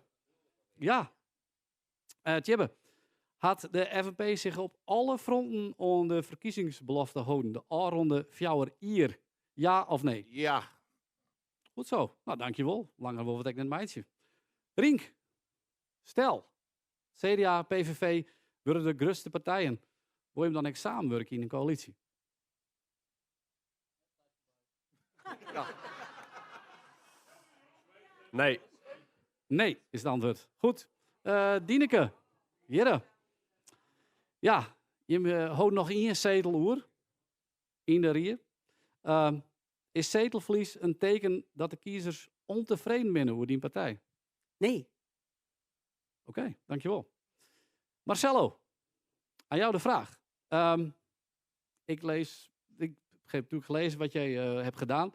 Ook partijleider geweest van de ChristenUnie. Ook van nog een andere partij. Vind je het zelf ook lastig om te kiezen? Ik begrijp je vraag niet.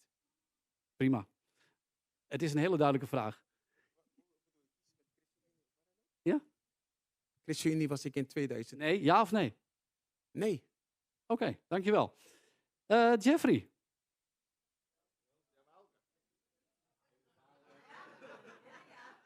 Wel lastig, hè? Nee. Jeffrey, had een partij zonder zetel het recht om te zeggen dat ze de kiezer vertegenwoordigen? Ja. Oké, dankjewel. Jitske. GreenLinks. Ken, bij het oorzitten van Ian Wolf, de grootste partij worden in de gemeente Achtkarspelen. Jo, kom in het college. Helio de trekkerhoer. Nee. Oké. Gerda Posma. Sociaal-democraten. Oké, nou, ik dacht. Sociaal-democraten Achtkarspelen is een clubje stoffige socialisten, een beetje de Waldorf en Stetter, die meer passen als oppositiepartij en daar meer in zullen bereiken dan in de coalitie. Nee. Oké. Jeffrey. Als PVV'er, max 10 punten hier. Net altijd makkelijk als ik zijn. Vanuit die rol, die standpunten, is wel eens bedreigd? Ja. Ja. Oké. Klaas Sietse, hier. Ja. Lijst toe als lid van de partij, de ChristenUnie. Willen ze wakker of hast wel stress van dingen die besprutsen worden in de raadzaal? Ja. Goed. Annemiek? Ja. Kist u beloven dat er door de BBB, dat is een beetje het standpunt wat we naar voren gebracht hast, minder regels binnen en aanvragen van vergunningen in de toekomst super vlot beginnen? Ja. Oké. Nou. Beloftes, ja en nee. Mooi zijn. Goed in. En iedereen had zich keurig gehouden aan die regel. Dus applaus even voor de meesten.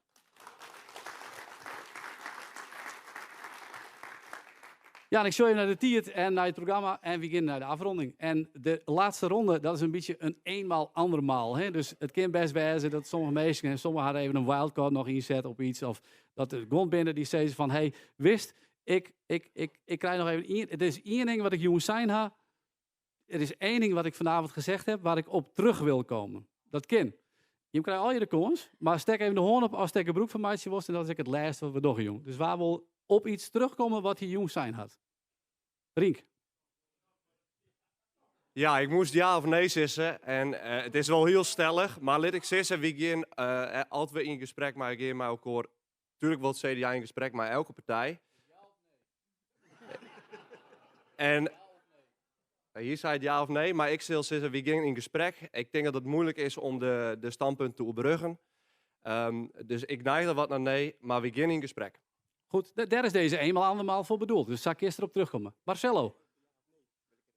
Op de ja of nee wil je reageren? Ja. Nou, je bracht het zo alsof ik... Nee, het gaat niet over mij. Waar wil jij op terugkomen? Nou, ik heb vanaf 1994 was ik lid van de RPF. En toen heb ik meegewerkt aan de visie van de ChristenUnie. Heb ik aan meegewerkt. En daarna ben ik weggestapt bij de ChristenUnie, omdat ik niet eens was met hun beleid. En toen later we in Schiedam hebben we een progressieve partij zijn we begonnen. En iemand wou burgemeester worden, die vroeg of ik mee wou doen om te helpen. Toen ben ik mee geholpen. Toen later ben ik gestopt met politiek. En toen heeft mijn zoon me in 2017 overgehaald om naar een nieuwe partij te gaan kijken. En dat was de FVD. Nou, dat heb je verklaard. Dankjewel. Goed zo. Meer lijsttrekkers die zeggen, ik wil terugkomen op iets wat ik zijn ha. Of verduidelijken. Ja, laat ik dan ook even op de ja en nee ingaan. Ik denk dat het mooi wijze zou, als je in de oppositie zit, dat we net een dicht timmere coalitie hadden en dat de oppositie met al hun goede ideeën ik meidwang kennen en daadwerkelijk serieus nam worden. En dat had er volgens mij tot nota altijd on ontprutsen. Dus ik zou het heel mooi vinden dat dan maakt het niks uit dat je oppositie of coalitie binnen. Als je goede ideeën hadden, we er naar luisteren en dan wordt er wat met die in. Goed zo. Dankjewel, Gerda. Jeffrey, u krijgt echt de eenmaal andermaal. Ja, het gang in principe economie vanzelfs. Hè. Dus ik wil daar wel in helderheid hoe stellen. De PVV die sluit geen ien uit van de verkiezingen. Geen ien. We gaan mij elsen om tafel. Elke partij, daar gaan we mee praten. En dat het CDA daar helaas hoe twijfelen moest. 4 verlien ik, 8 verlien ik. Dat is erg schande. En dat is ik wel weer typerend, denk ik. Dankjewel. Jeffrey Graansma. Ben er meer lijsttrekkers die gebruikmaken willen van de eenmaal, andermaal en dan zeg ik eenmaal, andermaal en dan is het stop. Dat is Klaas Sietse van der Wal. Natuurlijk is het ik weer hoe ja en nee, hè? Want je vreeg een politici ja of nee en dan kennen ze hoe moeilijk. Hè? Maar, dus ik kom er even bij op. En toen vreeg ze eigenlijk van lijsttrekker wel eens wekkervallen, maak het wel zwaarder. Ja, natuurlijk is dat zo. Hè? Omdat het hier om hoe belangrijke dingen gaat. Het gaat dus om persoonlijke levenssfeer van mensen. Bijvoorbeeld over het leerlingenvervoer waar we hier wel eens discussieerd hebben. Dus het gaat hier ook echt wel op het sociaal domein om mensenlevens waar je wel hoe volle invloed op hebt. En het is lijkt me hoe logisch en hoe goed dat je daar wel eens wekker van leest. Dankjewel. Goed, eenmaal andermaal. En dan was deze verkocht, niemand meer. Dan sluiten we het af. Ik zie naar de klok. Het is even naar kwartier jongen en dan hebben we een goede planning. Jim had een super mooi meiding. Ik zou zeggen, de lijsttrekkers die jou Jim even een applaus. Dus dat doen ze nou. Even een keer omdraaien. En Jim, jou hun een heel groot applaus natuurlijk. En dan wil ik heel graag bedanken de meesten nogmaals van RTV en OF die deze live-uitzending maken. Die kunnen we al je nog terugzien, dat is super. Maar ook nogmaals de meesten die het organiseerd hadden. De meesten van de Griffie, natuurlijk de griffier. Volkje voor het tiert, super dingen met beltjes, serieus, hartstikke mooi. Facilitaire meesten en meesten die de hapjes en de drankjes waren echt super. Ik bedank je voor je komst. Denk naar je waar je hem op stemmen. Doe je best, maar er is één ding en dat zit direct op het bord. Geen vooral te stemmen, want dat is heel belangrijk. Succes en bedankt en tot de volgende keer. Doei!